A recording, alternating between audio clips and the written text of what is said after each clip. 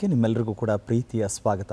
ವೀಕ್ಷಕರೇ, ನಾವೆಲ್ಲರೂ ಕೂಡ ಮನುಷ್ಯರು ನಮಗೆ ಅನುಕೂಲಕ್ಕೆ ತಕ್ಕಂತೆ ಇರಬಹುದೇನೋ ಅನ್ನೋ ರೀತಿಯ ಜಾತಿ, ಧರ್ಮ ಇಂಥ ತಾರತಮ್ಯಗಳನ್ನು ಮಾಡ್ಕೊಂಡಿದ್ದೀವಿ. ಆದರೆ ಹುಟ್ಟಿದ ಮೇಲೆ ನಾವು ನಮ್ಮ ಕುಟುಂಬಗಳನ್ನು ಅಥವಾ ನಮ್ಮ ವಂಶವನ್ನು ಗಮನಿಸಿದಾಗ ಇಂಥದ್ದೇ ಸಮುದಾಯದವರು ಅಂತ ನಾವು ಹೇಳ್ಕೊಳ್ತೀವಿ. ಇಷ್ಟಾದರೂ ಕೂಡ ಸಮುದಾಯದ ಬಗ್ಗೆ ಎಲ್ಲೋ ಒಂದು ಸಣ್ಣ ಪ್ರೀತಿ ಇರುತ್ತೆ. ಆದರೂ ಕೂಡ ಒಟ್ಟು ಸಮಾಜದಲ್ಲಿ ಎಲ್ಲರ ಮಧ್ಯದಲ್ಲೂ ಬದುಕಬೇಕಾದ್ರೆ ನಮಗೆ ಆದಂಥ ವಿಶೇಷ ಕಾಳಜಿ ಇರುತ್ತೆ. ಆ ಕಾಳಜಿಯ ಜೊತೆಗೆ ಸಮುದಾಯಕ್ಕೂ ಕೆಲಸ ಮಾಡೋಣ, ಸಮಾಜಕ್ಕೂ ಕೆಲಸ ಮಾಡೋಣ ಅನ್ನುವಂಥ ಮನಸ್ಥಿತಿ ಎಲ್ಲರಲ್ಲೂ ಇರಬೇಕು. ಹೌದು, ಇವತ್ತು ನಮ್ಮೊಟ್ಟಿಗಿರುವಂಥ ಅತಿಥಿಯ ಮನಸ್ಥಿತಿಯೂ ಕೂಡ ಹಾಗೇನೆ. ಎಲ್ಲರೂ ನಾವು ಒಂದೇ ಅನ್ನುವಂಥ ಮನೋಭಾವ ಒಂದು ಕಡೆಯಾದರೆ, ಅವರ ಬಾಲ್ಯದ ಎಲ್ಲ ಮಜಲುಗಳನ್ನು ಗಮನಿಸಿದಾಗ ಅವರು ಬರೆಯೋದಕ್ಕೂ ಸರಿ, ಆಡೋದಕ್ಕೂ ಸರಿ, ಮತ್ತು ವಿಶೇಷವಾಗಿ ಅಭಿನಯ ಮಾಡೋದಕ್ಕೂ ಸರಿ, ಮತ್ತು ಅದ್ಭುತ ಕ್ರೀಡಾಪಟುವೂ ಕೂಡ ಹೌದು. ಸಮುದಾಯದ ಶಕ್ತಿಯಾಗಿ ನಿಂತಾಗ ಬಹುಶಃ ಇಂಥ ವ್ಯಕ್ತಿಗಳು ನಮ್ಮಗಳ ಮಧ್ಯದಲ್ಲಿದ್ದಾಗ ಎಲ್ಲವೂ ಕೂಡ ಸುಂದರವಾಗಿರುತ್ತೆ. ಸಮುದಾಯದ ಬದಲಾವಣೆಗೆ ನಾಂದಿ ಹಾಡೋದಕ್ಕೆ ಇವರು ಸಾಧ್ಯ ಅಂತ ಹೇಳ್ತಾರೆ. ನೀವೇನು ಹೇಳ್ತೀರಾ ಶ್ವೇತಾ? ಖಂಡಿತ ಶ್ರೀನಿವಾಸ್ ಅವರೇ, ನೀವು ಹೇಳಿದ ಹಾಗೆ ನಮ್ಮಲ್ಲಿ ಅಂದರೆ ಎರಡು ವರ್ಗದ ಸಾಧಕರು ಅಂತ ಹೇಳಬಹುದು. ಮೊದಲನೇ ವರ್ಗದ ಸಾಧಕರು ಅಂದರೆ ತಮ್ಮ ಆಯ್ಕೆಯ, ತಮ್ಮ ಆಸಕ್ತಿಯ ಯಾವುದೇ ಕ್ಷೇತ್ರದಲ್ಲಿ ಒಂದು ಉತ್ತಮ ಸ್ಥಾನವನ್ನು ಪಡೆದು ಹಂತ ಹಂತವಾಗಿ ಬೆಳೆದು ಸಾಧನೆ ಮಾಡಬೇಕು, ಗುರುತಿಸಿಕೊಳ್ಬೇಕು ಅನ್ನುವಂಥ ಗುರಿ ಇರುತ್ತೆ. ಆದರೆ ಎರಡನೇ ವರ್ಗದ ಸಾಧಕರು ಇರ್ತಾರಲ್ಲ, ಅವರು ಏನೇ ಯೋಚನೆ ಮಾಡಿದ್ರೂ ಕೂಡ ಅದೊಂದು ದೊಡ್ಡ ಯೋಜನೆಯಾಗಿ ಮಾರ್ಪಾಡಾಗುತ್ತೆ. ಅಂದರೆ ಅಭಿವೃದ್ಧಿ, ಏಳಿಗೆ ಅನ್ನುವಂಥದ್ದು ಅವರಿಗೆ ಮಾತ್ರ ಸೀಮಿತವಾಗಿರದೆ ತಮ್ಮ ಜೊತೆಗೆ ಒಂದು ಇಡೀ ಸಮುದಾಯ ಅಥವಾ ಸಮಾಜದ ಜನರನ್ನು ಪ್ರಗತಿ ಪಥದತ್ತ ಕೊಂಡೊಯ್ಯುವಂತಹ ಸಾಧಕರಿರ್ತಾರೆ. ಅಂತಹ ಎರಡನೇ ವರ್ಗದ ಸಾಧಕರು ಇವತ್ತಿನ ನಮ್ಮ ಅತಿಥಿಯಾಗಿದ್ದಾರೆ. ಸಾಕಷ್ಟು ರೀತಿಯ ಇತರರಿಗೆ ಅಂದರೆ ಬಡ ಮಧ್ಯಮ ವರ್ಗದ ಜನರಿಗೆ ಆಗಿರಬಹುದು, ವಿದ್ಯಾರ್ಥಿಗಳಿಗೆ ಆಗಿರಬಹುದು, ಹಿರಿಯ ನಾಗರಿಕರಿಗೋಸ್ಕರ ಆಗಿರಬಹುದು, ಹೀಗೆ ಎಲ್ಲ ಸಮಾಜದ ಎಲ್ಲ ರೀತಿಯ ಜನರಿಗಾಗಿ ಬಹಳಷ್ಟು ಉಪಯುಕ್ತ ಯೋಜನೆಗಳನ್ನು ರೂಪಿಸಿ ಸಹಕಾರ ಕ್ಷೇತ್ರದಲ್ಲಿ ಇವರು ಮಾಡಿದಂತಹ ಕೆಲಸಗಳು ಅಪಾರ ಜನ ಮನ್ನಣೆಯನ್ನು ಪಡೆದುಕೊಂಡಿವೆ. ಸಮಾಜ ಸುಧಾರಕರು ಹೌದು, ಲೇಖಕರು ಹೌದು, ಕ್ರೀಡಾಪಟುವೂ ಹೌದು. ಬಹುಶಃ ಬಹುಮುಖ ಪ್ರತಿಭೆ ಅನ್ನುವಂಥ ವ್ಯಾಖ್ಯಾನಕ್ಕೆ ಸೂಕ್ತವಾದ ವ್ಯಕ್ತಿ ಇವರೇ ಅಂತ ಅನ್ಸುತ್ತೆ. ಹಾಗಾದರೆ ಆ ವ್ಯಕ್ತಿ ಯಾರು, ಅವರ ಒಂದು ಕಿರುಪರಿಚಯವನ್ನು ನೋಡ್ಕೊಂಡು ಬರೋಣ. ಕ್ರೀಡೆ, ಸಮಾಜ ಸೇವೆ, ಸಹಕಾರ ಕ್ಷೇತ್ರದಲ್ಲಿ ಕ್ರಾಂತಿಕಾರಿ ಬದಲಾವಣೆಗಳನ್ನು ಜಾರಿಗೊಳಿಸಿ ಅದ್ವಿತೀಯ ಸೇವೆ ಸಲ್ಲಿಸುತ್ತಿರುವ ಕರ್ನಾಟಕದ ಹೆಮ್ಮೆಯ ಸಹಕಾರ ರತ್ನ, ಸಂಘಟನಾ ಚತುರ ಆರ್.ಪಿ. ರವಿಶಂಕರ್. 1962 ಸೆಪ್ಟೆಂಬರ್ 2ರಂದು ಜನಿಸಿದ ಆರ್.ಪಿ. ರವಿಶಂಕರ್ ಅವರ ತಂದೆ ಆರ್.ಕೆ. ಗುಪ್ತಾ ಮತ್ತು ತಾಯಿ ಸತ್ಯವತಿ. ಮೂಲತಃ ಬೆಂಗಳೂರಿನವರಾದ ಆರ್.ಪಿ. ರವಿಶಂಕರ್ ಅವರಿಗೆ ಬಾಲ್ಯದಿಂದಲೂ ಕ್ರೀಡೆ, ಸಾಂಸ್ಕೃತಿಕ ಕ್ಷೇತ್ರದಲ್ಲಿ ಆಸಕ್ತಿ. ಬೆಂಗಳೂರಿನಿಂದ ಕೌಲಾಲಂಪುರ, ಸಿಂಗಾಪುರ್ಗೆ 5600 ಕಿಲೋಮೀಟರ್ ದೂರವನ್ನು 52 ದಿನಗಳಲ್ಲಿ ಸ್ಕೇಟಿಂಗ್ನಲ್ಲಿಯೇ ಕ್ರಮಿಸಿ ಅಂತಾರಾಷ್ಟ್ರೀಯ ದಾಖಲೆ ಮಾಡಿದ್ದಾರೆ. ಬಿಕಾಂ ಪದವೀಧರರಾಗಿರುವ ಆರ್.ಪಿ. ರವಿಶಂಕರ್ ಅವರು ಸ್ಥಾಪಿಸಿದ ವಾಸವಿ ಕೋಆಪರೇಟಿವ್ ಸೊಸೈಟಿ ಇಂದು ಬೃಹತ್ ವಹಿವಾಟಿನೊಂದಿಗೆ ಸಹಕಾರ ಸಂಘಗಳ ಸಾಲಿನಲ್ಲಿ ಮುಂಚೂಣಿಯಲ್ಲಿದ್ದು ಹಲವಾರು ಪ್ರಶಸ್ತಿಗಳು ಪಡೆದಿದೆ.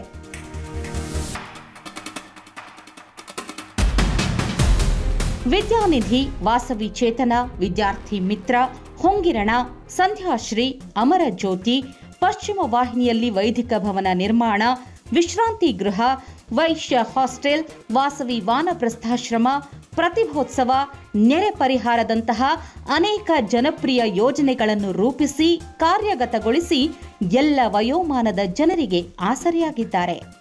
ಈ ಯೋಜನೆಗಳಿಂದ ಪ್ರಯೋಜನ ಪಡೆದಿರುವ ಬಡ ವಿದ್ಯಾರ್ಥಿಗಳು, ವಿಶೇಷ ಚೇತನರು, ಹಿರಿಯ ನಾಗರಿಕರು, ಬೀದಿ ಬದಿ ವ್ಯಾಪಾರಿಗಳು, ಸಂತ್ರಸ್ತರು ಆರ್.ಪಿ. ರವಿಶಂಕರ್ ಅವರನ್ನು ಪ್ರೀತಿಯಿಂದ ಸ್ಮರಿಸುತ್ತಾರೆ. ಇನ್ನೊಬ್ಬರಿಗಾಗಿ ಮಿಡಿಯುವ ಈ ಸಹೃದಯಿ ರಕ್ತದಾನ ಶಿಬಿರಗಳನ್ನು ಏರ್ಪಡಿಸಿದ್ದಲ್ಲದೆ ಸ್ವತಃ 74 ಬಾರಿ ರಕ್ತದಾನ ಮಾಡಿದ್ದಾರೆ. ಆರ್.ಪಿ. ರವಿಶಂಕರ್ ಅವರು ಸಮಾಜಕ್ಕೆ ನೀಡಿದ ಕೊಡುಗೆಗಳನ್ನು ಗುರುತಿಸಿ ಭಾರತ ಜ್ಯೋತಿ ಪ್ರಶಸ್ತಿ, ಅರ್ಥ ರತ್ನಾಕರ, ಆರ್ಯ ವೈಶ್ಯ ಸೇವಾ ರತ್ನ, ಕೆಂಪೇಗೌಡ ಪ್ರಶಸ್ತಿ ಸೇರಿದಂತೆ ಹಲವಾರು ಪುರಸ್ಕಾರಗಳು ಸಂದಿವೆ. ಬಡ, ಮಧ್ಯಮ, ಕೆಳವರ್ಗದವರ ಆರ್ಥಿಕ ಸ್ಥಿತಿ ಸುಧಾರಣೆಗೆ ಪಣತೊಟ್ಟು ಸಾಮಾಜಿಕ ಕಳಕಳಿಯಿಂದ ಶ್ರಮಿಸುತ್ತಿರುವ ಸಮಾಜ ಸುಧಾರಕ ಆರ್.ಪಿ. ರವಿಶಂಕರ್ ಈ ವಾರದ ನಮ್ಮ ಅತಿಥಿ. ನೋಡಿದ್ರಲ್ಲ ವೀಕ್ಷಕರೇ, ಕರ್ನಾಟಕ ಆರ್ಯ ವೈಶ್ಯ ಮಹಾಸಭಾದ ಅಧ್ಯಕ್ಷರು, ಜೊತೆಗೆ ವಾಸವಿ ಕೋಆಪರೇಟಿವ್ ಸೊಸೈಟಿಯ ಸಂಸ್ಥಾಪಕರು ಆಗಿರುವಂತಹ ಆರ್.ಪಿ. ರವಿಶಂಕರ್ ಅವರು ಇವತ್ತು ನಮ್ಮೊಟ್ಟಿಗಿದ್ದಾರೆ. ಸರ್, ನಿಮಗೆ ನಮ್ಮ ವಾರದ ಅತಿಥಿ ಕಾರ್ಯಕ್ರಮಕ್ಕೆ ಆತ್ಮೀಯವಾದ ಸ್ವಾಗತ ಸರ್. ತಮಗೆ ನಮಸ್ಕಾರ. ಧನ್ಯವಾದ. ನಮಸ್ಕಾರ. ಎಲ್ಲ ರೀತಿಯ ವರ್ಗದ ಜನರಿಗೆ ಆಗಿರಬಹುದು, ಎಲ್ಲ ವಯೋಮಾನದ ಜನರ ಒಂದು ಶ್ರೇಯೋಭಿವೃದ್ಧಿಯನ್ನು ಯೋಚನೆ ಮಾಡಿ ಬಹಳಷ್ಟು ಯೋಜನೆಗಳನ್ನು ರೂಪಿಸಿದ್ದೀರಿ. ಇವತ್ತು ಈ ಕ್ಷಣ ನಿಮಗೆ ಯೋಚನೆ ಮಾಡಿದಾಗ ಯಾವ ಒಂದು ಯೋಜನೆ ಬಹಳಷ್ಟು ನಿಮಗೆ ಸಾರ್ಥಕತೆಯ ಭಾವ, ಒಂದು ತೃಪ್ತಿಯ ಭಾವ ಕೊಟ್ಟಿರುವಂಥದ್ದು ಅಂತ ನೆನೆಸ್ಕೊಳ್ತೀರಿ ಸರ್? ಈ ಪ್ರಶ್ನೆನೇ ಕಷ್ಟವಾದ್ದು. ಯಾಕಂದರೆ ಎಲ್ಲ ಯೋಜನೆಗಳು ನಾವೇ ಮಾಡಿದ್ರಿಂದ ಎಲ್ಲ ಯೋಜನೆಗಳು ಅನುಷ್ಠಾನ ಆದಾಗ ಅದರ ಒಟ್ಟಾರೆ ಫಲಿತಾಂಶ ಕಂಡ್ರೆ ಭಾಳ ಖುಷಿ ಆಗುತ್ತೆ. ಯಾರಿಗೆ ಸೇರಬೇಕೋ ಅವ್ರಿಗೆ ಆ ಸೇವೆ ಸಲ್ಲದಾಗ ಅದು ನಿಜವಾಗ್ಲೂ ಖುಷಿ ಕೊಡೋಂಥದ್ದು. ಸೊ ಹಾಗೆ ನನ್ನೆಲ್ಲ ಯೋಜನೆಗಳು ಖುಷಿ ಕೊಟ್ಟಿದೆ ನನಗೆ. ನೀವು ಮಾಡಿರುವಂಥ ವೈದ್ಯಕೀಯ ನೆರವಿನ ಆಲೋಚನೆ ಇದೆಯಲ್ಲ, ಅದು ಖುಷಿ ಕೊಡುತ್ತೆ, ವಿದ್ಯಾರ್ಥಿಗಳಿಗೆ ನೆರವು. ಹೇಳಿ ಸರ್, ಅದು ಹೇಗೆ ನಿಮಗೆ ಆಲೋಚನೆಗಳು ಶುರುವಾಯಿತು? ಮೂಲತಃ ಇವೆರಡೂ ಕೂಡ ನಾವು ಚಿಕ್ಕ ವಯಸ್ಸನ್ನು ನಾವು ಅನುಭವಿಸಿರೋಂಥದ್ದು.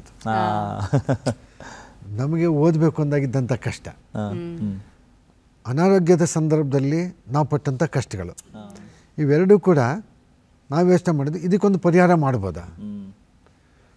ಎಲ್ಲ ಸರ್ಕಾರ ನಂಬ್ಕೊಳಕ್ಕಾಗಲ್ಲ, ಸರ್ಕಾರ ಮಾಡಿದ್ದಕ್ಕೆಲ್ಲ ಜನ ಸ್ಪಂದಿಸೋದು ಇಲ್ಲ. ಹಾಗಾಗಿ ಒಂದು ಗ್ರೂಪ್ ಮಾಡಿ ಆ ಗ್ರೂಪ್ ಮೂಲಕ ನಾವೇನಾದರೂ ಮಾಡ್ಲಿಕ್ಕೆ ಸಾಧ್ಯ ಅನ್ನೋದನ್ನು ಚಿಕ್ಕ ಪ್ರಮಾಣದಲ್ಲಿ ತೊಗೊಂಡು ಬಂದ್ವಿ. ಅದು ತುಂಬ ಖುಷಿ ಕೊಡೋದು ಅನ್ನೋದು ಇತ್ತೀಚೆಗೆ ನಾವೊಂದು ಲ್ಯಾಪ್ಟಾಪ್ ಸ್ಕೀಮ್ ಮಾಡಿದ್ವಿ. ಯಾವ ವಿದ್ಯಾರ್ಥಿ ಪ್ರತಿಭಾವಂತ ಇರ್ತಾನೆ, ಜೊತೆಗೆ ಅವರಿಗೆ ಆರ್ಥಿಕವಾಗಿ ಹಿಂಜರಿಕೆ ಇರುತ್ತೆ. ಅವರ ಇವತ್ತು ನಮಗೆ ಗೊತ್ತು, ಕಾಲೇಜ್ ಶಿಕ್ಷಣ ಲ್ಯಾಪ್ಟಾಪ್ ಅನ್ನೋದು ಸಾಮಾನ್ಯ ಆಗಿಬಿಟ್ಟಿದೆ. ಅದಿಲ್ಲ ಅಂದರೆ ಶಿಕ್ಷಣನೇ ಇಲ್ಲ. ಒಂದು ಲ್ಯಾಪ್ಟಾಪು ಇವತ್ತು ನಮ್ಗೆ ಬೇಕಾದ ತೊಗೋಬೇಕಂದ್ರೆ 60,000-70,000 ರೂಪಾಯಿ ಆಗುತ್ತೆ. ಇಂಥ ಲ್ಯಾಪ್ಟಾಪ್ನ ಯಾರು ತೊಗೊಳಕ್ಕೆ ಸಾಧ್ಯ? ಎಲ್ಲರೂ ತೊಗೊಳಕ್ಕೆ ಸಾಧ್ಯ ಇಲ್ಲ. ಒಂದು ಕಾಲೇಜಲ್ಲಿ ಒಂದು ಸೆಕ್ಷನಲ್ಲಿ ಒಂದು 60 ಜನದಲ್ಲಿ 58 ಜನ ತೊಗೊಂಡು ಇಬ್ಬರು ತೊಗೊಂಡಿಲ್ಲ ಅನ್ನೋ ಕೂಡ ಅವ್ರಿಗೆ ಕಷ್ಟ ಅದು. ಬಟ್ ಅಂಥ ಇಬ್ಬರಿಗೆ ನೆರವು ಕೊಟ್ಟರೆ 58 ಜನಕ್ಕೆ ಈಕ್ವಲ್ ಆಗಿ ನಿಂತ್ಕೊತಾರೆ ಅವರು. ಅದು ನಮ್ಮ ಉದ್ದೇಶ ಆಗಿತ್ತು. ಈ ಉದ್ದೇಶದ ಹಿನ್ನೆಲೆಯಲ್ಲಿ ನಾವು ಒಂದು ಲ್ಯಾಪ್ಟಾಪ್ ಸ್ಕೀಮ್, ವಿದ್ಯಾರ್ಥಿ ಮಿತ್ರ ಅಂತ ಸ್ಕೀಮ್ ತೊಗೊಂಡ್ವಿ.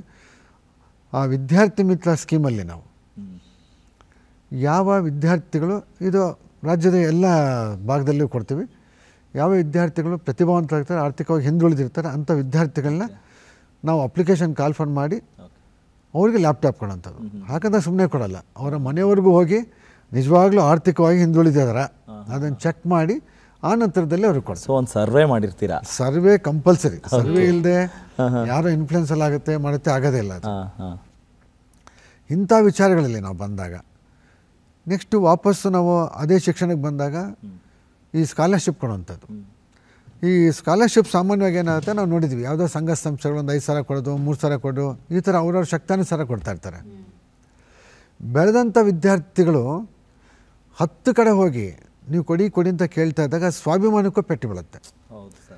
ಅಂಥ ಒಂದು ವಿಚಾರನ ಗಮನದಲ್ಲಿಟ್ಕೊಂಡು ನಾವು ಯಾವುದೇ ವಿದ್ಯಾರ್ಥಿಗಳು ನಮಗೆ ಬಡತನ ಇದೆ ಅಂತ ಓದಲಿಕ್ಕೆ ನಿಲ್ಲಿಸಬಾರ್ದು. ಹಾಗಂತ ಅವ್ನು ಚೆನ್ನಾಗಿ ಓದೋನು ಆಗಿರಬೇಕು. ಅಂಥ ವಿದ್ಯಾರ್ಥಿಗಳನ್ನ ನಾವೇ ಆಯ್ಕೆ ಮಾಡ್ತೀವಿ, ಅಪ್ಲಿಕೇಶನ್ ಕಾಲ್ಫಾರ್ಮ್ ಮಾಡ್ತೀವಿ. ಅಪ್ಲಿಕೇಶನ್ ಫಾಲ್ ಮಾಡಿ ಅಂಥ ವಿದ್ಯಾರ್ಥಿಗಳಿಗೆ ವಾರ್ಷಿಕವಾಗಿ ಎಷ್ಟು ಹಣ ಕೊಡಬೇಕೋ ಅಷ್ಟು ಹಣ ಅವ್ರಿಗೆ ಸಾಲದ ರೂಪದಲ್ಲಿ ಕೊಡಿಸ್ತೀವಿ. ಒಂದು ಬ್ಯಾಂಕಿಂದ ಕೊಡಿಸ್ತೀವಿ. ಆ ಬ್ಯಾಂಕಿಗೆ ನಾವು ಗ್ಯಾರಂಟಿ ಆಗಿರ್ತೀವಿ. ಬ್ಯಾಂಕಿಗೆ ಬಡ್ಡಿ ನಾವು ತುಂಬ್ತೀವಿ, ಅಸಲು ನಾವು ತುಂಬಬೇಕಷ್ಟು. ಅದೇ ಒಂದು ಎಕ್ಸಾಂಪಲ್, ಒಬ್ಬ ಇಂಜಿನಿಯರಿಂಗ್ ವಿದ್ಯಾರ್ಥಿ 4 ವರ್ಷ ಅವ್ನು ಇಂಜಿನಿಯರಿಂಗ್ ಮಾಡ್ತಾನೆ, 4 ವರ್ಷ ನಾವು ಹಣ ಕೊಟ್ಕೊಂಡ್ಬರ್ತೀವಿ ಅವ್ರಿಗೆ. 4 ವರ್ಷ ಕೋರ್ಸ್ ಆದಮೇಲೆ 6 ತಿಂಗಳ ಕಾಲ ಹಾಲಿಡೇ ಪೀರಿಯಡ್ ಇರುತ್ತೆ.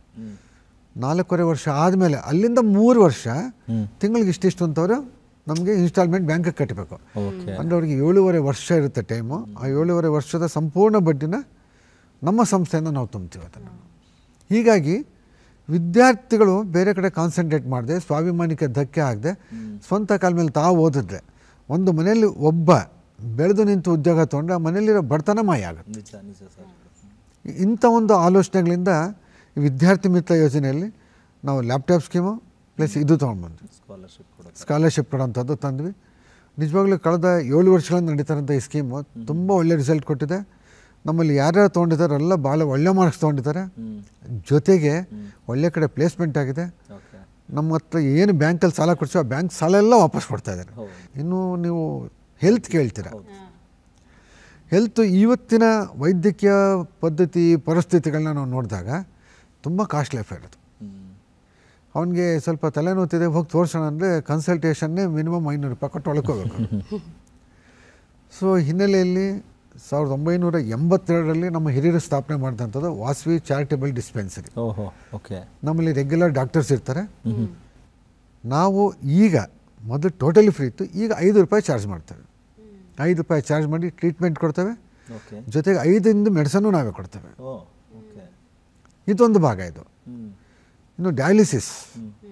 ಇವತ್ತು ನಾವು ನೋಡಿರ್ಬೋದು ರಾಜ್ಯದ ಎಲ್ಲ ಕಡೆ ಸರ್ಕಾರಗಳು ಕೂಡ ಡಯಾಲಿಸಿಸ್ ಸೇವನೆ ಕೊಡ್ತದೆ. ಯಾಕಂದರೆ ಪರಿಸ್ಥಿತಿ, ಆರೋಗ್ಯದ ಸ್ಥಿತಿ, ಜನಗಳ ಸ್ಥಿತಿ ಹಾಗೆ ಆಗ್ತಿದೆ. ಡಯಾಲಿಸಿಸ್ಗೆ ಪ್ರತಿ ವರ್ಷ 5% ಜನ ಜಾಸ್ತಿ ಆಗ್ತಾಯಿದ್ದಾರೆ ಅಂತ ಸರ್ಕಾರ ಕೊಡ್ತೇವೆ ಅಂತ ಸ್ಟೇಟ್ಮೆಂಟ್. ಹೊರಗಡೆ ಡಯಾಲಿಸಿಸ್ಸು ₹1,800 ₹3,500-4,000 ಹಾಸ್ಪಿಟ್ಲ್ಗಳು ನಡೆಯುತ್ತೆ. ವಾರದಲ್ಲಿ 2 ಅಥವಾ 3 ದಿನ ಡಯಾಲಿಸಿಸ್ ಆಗಬೇಕು. ಒಬ್ಬ ಕಾಮನ್ ಮ್ಯಾನ್ ಹೇಗೆ ಹೋಗ್ಲಿಕ್ಕೆ ಸಾಧ್ಯ? ಅದು ಇದು 2009ರಲ್ಲಿ, ಬಹುಶಃ 2009ರಲ್ಲಿ ಮಗ ತನ್ನ ತಂದೆ ನೆತ್ಕೊಂಡು ನಮ್ಮ ಕಚೇರಿಗೆ ಬಂದ. ಸರಿ, ನಾನು ಸಾಮಾನ್ಯವಾಗಿ ಬರೋರು ಯಾರು ಬರ್ತಾರೆ, ನಾನು ಹಣಕಾಸಿನ ವ್ಯವಸ್ಥೆಗೆ ಸಹಕಾರ ಕೆಳಗೆ ಬರ್ತಾರೆ ಅಂದರೆ ಅವ್ರ ತಂದೆ ಆದವರು ಒಬ್ರು ಹೇಳಿದ್ರು, ಅಂದರೆ ಯಾರು ಪೇಷಂಟ್ ಇದ್ದು ಅಂತ ಹೇಳಿದ್ರು. ಸೊ ನಾನು ಡಯಾಲಿಸಿಸ್ ಪೇಷಂಟು, ಕಳೆದ 8 ವರ್ಷದಿಂದ ಡಯಾಲಿಸಿಸ್ ಮಾಡಿಸಿ, ಇನ್ನೂ ನನಗೆ ಕಷ್ಟ ಆಗಿದೆ, ಗೊತ್ತಾಗಿದೆ ನನಗೆ. ಮುಂದೆ ಈ ಥರ ಇರೋರಿಗೆ ಏನಾದರೂ ಒಂದು ಹೆಲ್ಪ್ ಮಾಡಿ, ನೀವು ಅದನ್ನು ಹೇಳ್ಬಿಟ್ಟು ಹೋಗಕ್ಕೆ ಬಂದೆ ಅಷ್ಟೇ, ನಿಮ್ಮಿಂದ ನಾನು ಏನೂ ನಿರೀಕ್ಷೆ ಮಾಡಲ್ಲ ಅಂತೇಳಿ. ನನಗೆ ಡಯಾಲಿಸಿಸ್ ಅಂದರೆ ಏನು ಅಂತಲೇ ಗೊತ್ತಿರಲಿಲ್ಲ. ಅದಾದಮೇಲೆ ನಮ್ಮ ಡಾಕ್ಟರ್ ಹತ್ರ ವಿಚಾರ ತಿಳ್ಕೊಂಡು ನಾವು ಯಾಕೆ ಡಯಾಲಿಸಿಸ್ ಸೆಂಟರ್ನ ಪ್ರಾರಂಭ ಮಾಡಬಾರ್ದು, though I am not A medical line. ನಮ್ಮ ಸಂಘದ ಅಧ್ಯಕ್ಷರು ಡಾಕ್ಟ್ರೇ ಇದ್ದರು, ಅವರೊಂದು ಅಡ್ವೈಸ್ ತೊಗೊಂಡು, ಅದೇ ಸಂದರ್ಭದಲ್ಲಿ ನಮ್ಮ ಮಲ್ಲೇಶ್ವರ ವಿಧಾನಸಭಾ ಕ್ಷೇತ್ರದ ಶಾಸಕರು, ಅವರು ಕೂಡ ಡಾಕ್ಟರ್ ಅಶ್ವಥ್ ನಾರಾಯಣ ಅವರು, ಅವ್ರ ಹತ್ರ ಅಪ್ರೋಚ್ ಮಾಡಿದ್ವು. ಅವ್ರದ್ದು ಸಹಕಾರ ತೊಗೊಂಡು ನಮ್ಮ BBMP ಅವರು ಅವ್ರನ್ನ ಅಪ್ರೋಚ್ ಮಾಡಿದ್ವು. BBMP ಅವರು ನಾವು ಜಾಗ ಕೊಡ್ತೀವಿ ಅಂದರು. ನಾವು ನಮ್ಮ ಸಂಘದಿಂದ ಸಂಪೂರ್ಣವಾಗಿ ಮಿಷನರೀಸ್ ಹಾಕಿ ಮಾಡಿ, ಈಗ ಪ್ರತಿದಿನ 2 ಶಿಫ್ಟಲ್ಲಿ ಡಯಾಲಿಸಿಸ್ ಆಗುತ್ತೆ. ಒಂದು ಶಿಫ್ಟಲ್ಲಿ 15 ಜನಕ್ಕೆ ಅವಕಾಶ ಇದೆ, 2 ಶಿಫ್ಟಲ್ಲಿ 30 ಜನ.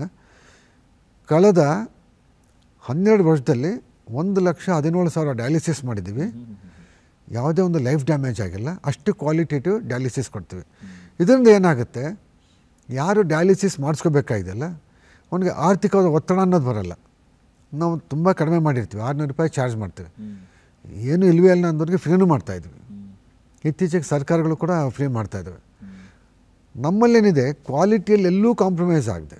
ಯಾಕೆ ಡಯಾಲಿಸಿಸ್ ಅನ್ನೋದು ಅಂತ ನೇರವಾಗಿ ರಕ್ತನೇ ಶುದ್ಧೀಕರಣ ಮಾಡೋಂಥ ಜಾಗ ಅದು. ಹಾಗಾಗಿ ಅಲ್ಲಿ ನಾವೆಲ್ಲೂ ತಪ್ಪು ಮಾಡಬಾರ್ದು. ನಮ್ಮ ಮೇಲೆ ಏನು ನಂಬಿಕೆ ಇರಬೇಕಂದ್ರೆ, ಒಬ್ಬ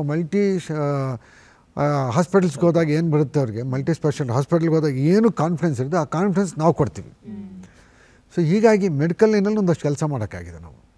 ಇದು ಬಿಟ್ಟು ಇನ್ನೇನೋ ಆಗುತ್ತೆ, ಅದು ನಮ್ಮಲ್ಲಿ ಎಲ್ಲಿ ಸೇವೆ ಕೊಡೋಕ್ಕೆ ಸಾಧ್ಯ ಇಲ್ಲ, ಅವ್ರಿಗೆ ಆರ್ಥಿಕವಾಗಿ ಸ್ವಲ್ಪ ಸಹಕಾರ ಕೊಡ್ತಾ ಬರ್ತಾಯಿದ್ವಿ. ಸೊ ಈಗ ಇವೆರಡು ಕ್ಷೇತ್ರ ನಾವು ಗುರುತಿಸಿರೋಂಥದ್ದು ಭಾಳ ಮಧ್ಯಮ ಹಾಗೂ ಕೆಳಮಧ್ಯಮ ವರ್ಗದ ಜನಕ್ಕೆ ಭಾಳ ಅನಿವಾರ್ಯವಾಗಿರೋಂಥ ಅವಶ್ಯಕತೆ ಇರೋಂಥದ್ದು. ಇದು ನಮ್ಮ ಸಂಘ ಸಂಸ್ಥೆಗಳ ವತಿಯಿಂದ ಧಾರಾಳವಾಗಿ ಕೊಡ್ತಾ ಬರ್ತಾ ಇದ್ದೀವಿ. ಸರ್, ಈ ಥರದ ಬಹಳಷ್ಟು ಯೋಜನೆಗಳು ಯಶಸ್ವಿಯಾಗಿ ಸಾಗ್ತಾ ಇರೋದು ಹೆಮ್ಮೆಯ ವಿಚಾರ ಸರ್. ಇದ್ರ ಜೊತೆಗೆ ಈ ಒಂದು ಸೇವಾ ಮನೋಭಾವ ಅಥವಾ ವಿಶಾಲ ದೃಷ್ಟಿಕೋನ ಏನಿದೆ, ಇದು ಯಾವ ವಯಸ್ಸಲ್ಲಿ ಅಂದರೆ ಆರಂಭದ ದಿನಗಳನ್ನು ನೆನೆಸ್ಕೊಂಡಾಗ ಹೇಳಿ ಸರ್, ಹೇಗಿತ್ತು ಈ ದೃಷ್ಟಿಕೋನ? ನಾನು ಮಿಡ್ಲ್ ಸ್ಕೂಲಲ್ಲಿದ್ದಾಗ ಶುರುವಾಗಿದ್ದು. ಫೀಸ್ ಕಟ್ಟಿಲ್ಲ ಅಂತ ಸ್ಕೂಲಿಂದ ಕಳಿಸ್ಬಿಟ್ರು. ಆವಾಗ ನಾವೆಲ್ಲ ಓದ್ತಿದ್ದಾಗ ತಿಂಗಳಿಗೆ ₹3 ಫೀಸ್ ಅಷ್ಟೇ. ಕಟ್ಟಲಿಕ್ಕಾಗಲಿಲ್ಲ ಅಂತ ಕಳಿಸ್ಬಿಟ್ರು. ನನ್ನ ಜೊತೆಗೆ ಮತ್ತೊಂದಿಬ್ಬರನ್ನ ಕಳಿಸಿದ್ರು. ನಮ್ಮ ತಂದೆ ಕಷ್ಟಪಟ್ಟು ಶಾಲೆಗೆ ಹಣ ಕಟ್ಟು ನಾನು ಸ್ಕೂಲ್ಗೆ ಹೋದೆ. ಆ ಮಕ್ಕಳು ಬರೋಕ್ಕಾಗಲೇ ಇಲ್ಲ ಅವರು. ನಾನು ಆದಮೇಲೆ ಒಂದು 2-3 ತಿಂಗಳಿಗೆ ಬಂದರು ಅವರು. ಈ ಥರದನ್ನು ನಾನು ಒಂದು 8-10 ವರ್ಷ ನೋಡ್ತಾ ನಾನು SSLCಯಲ್ಲೇ ಶುರು ಮಾಡಿಕೊಂಡೆ. ಯಾರಿಗೆ ಅನುಕೂಲ ಇಲ್ಲ ಅಂಥವ್ರು ನಾವೇನಾದ್ರು ಮಾಡ್ಲಿಕ್ಕೆ ಸಾಧ್ಯನಾ? ಹಾಗಾಗಿ ಕಾಲೇಜಿಗೆ ಬಂದ ಸಂದರ್ಭ ನಾವು ಸ್ನೇಹಿತರುಗಳೇ ಸೇರಿ, ಆಗ ನಮಗೇನು ಪ್ಯಾಕೆಟ್ ಮನಿ ಇದ್ದೊಳಗೆ ₹1, ₹5, ₹2 ಜಾಸ್ತಿ ಅಷ್ಟೇ.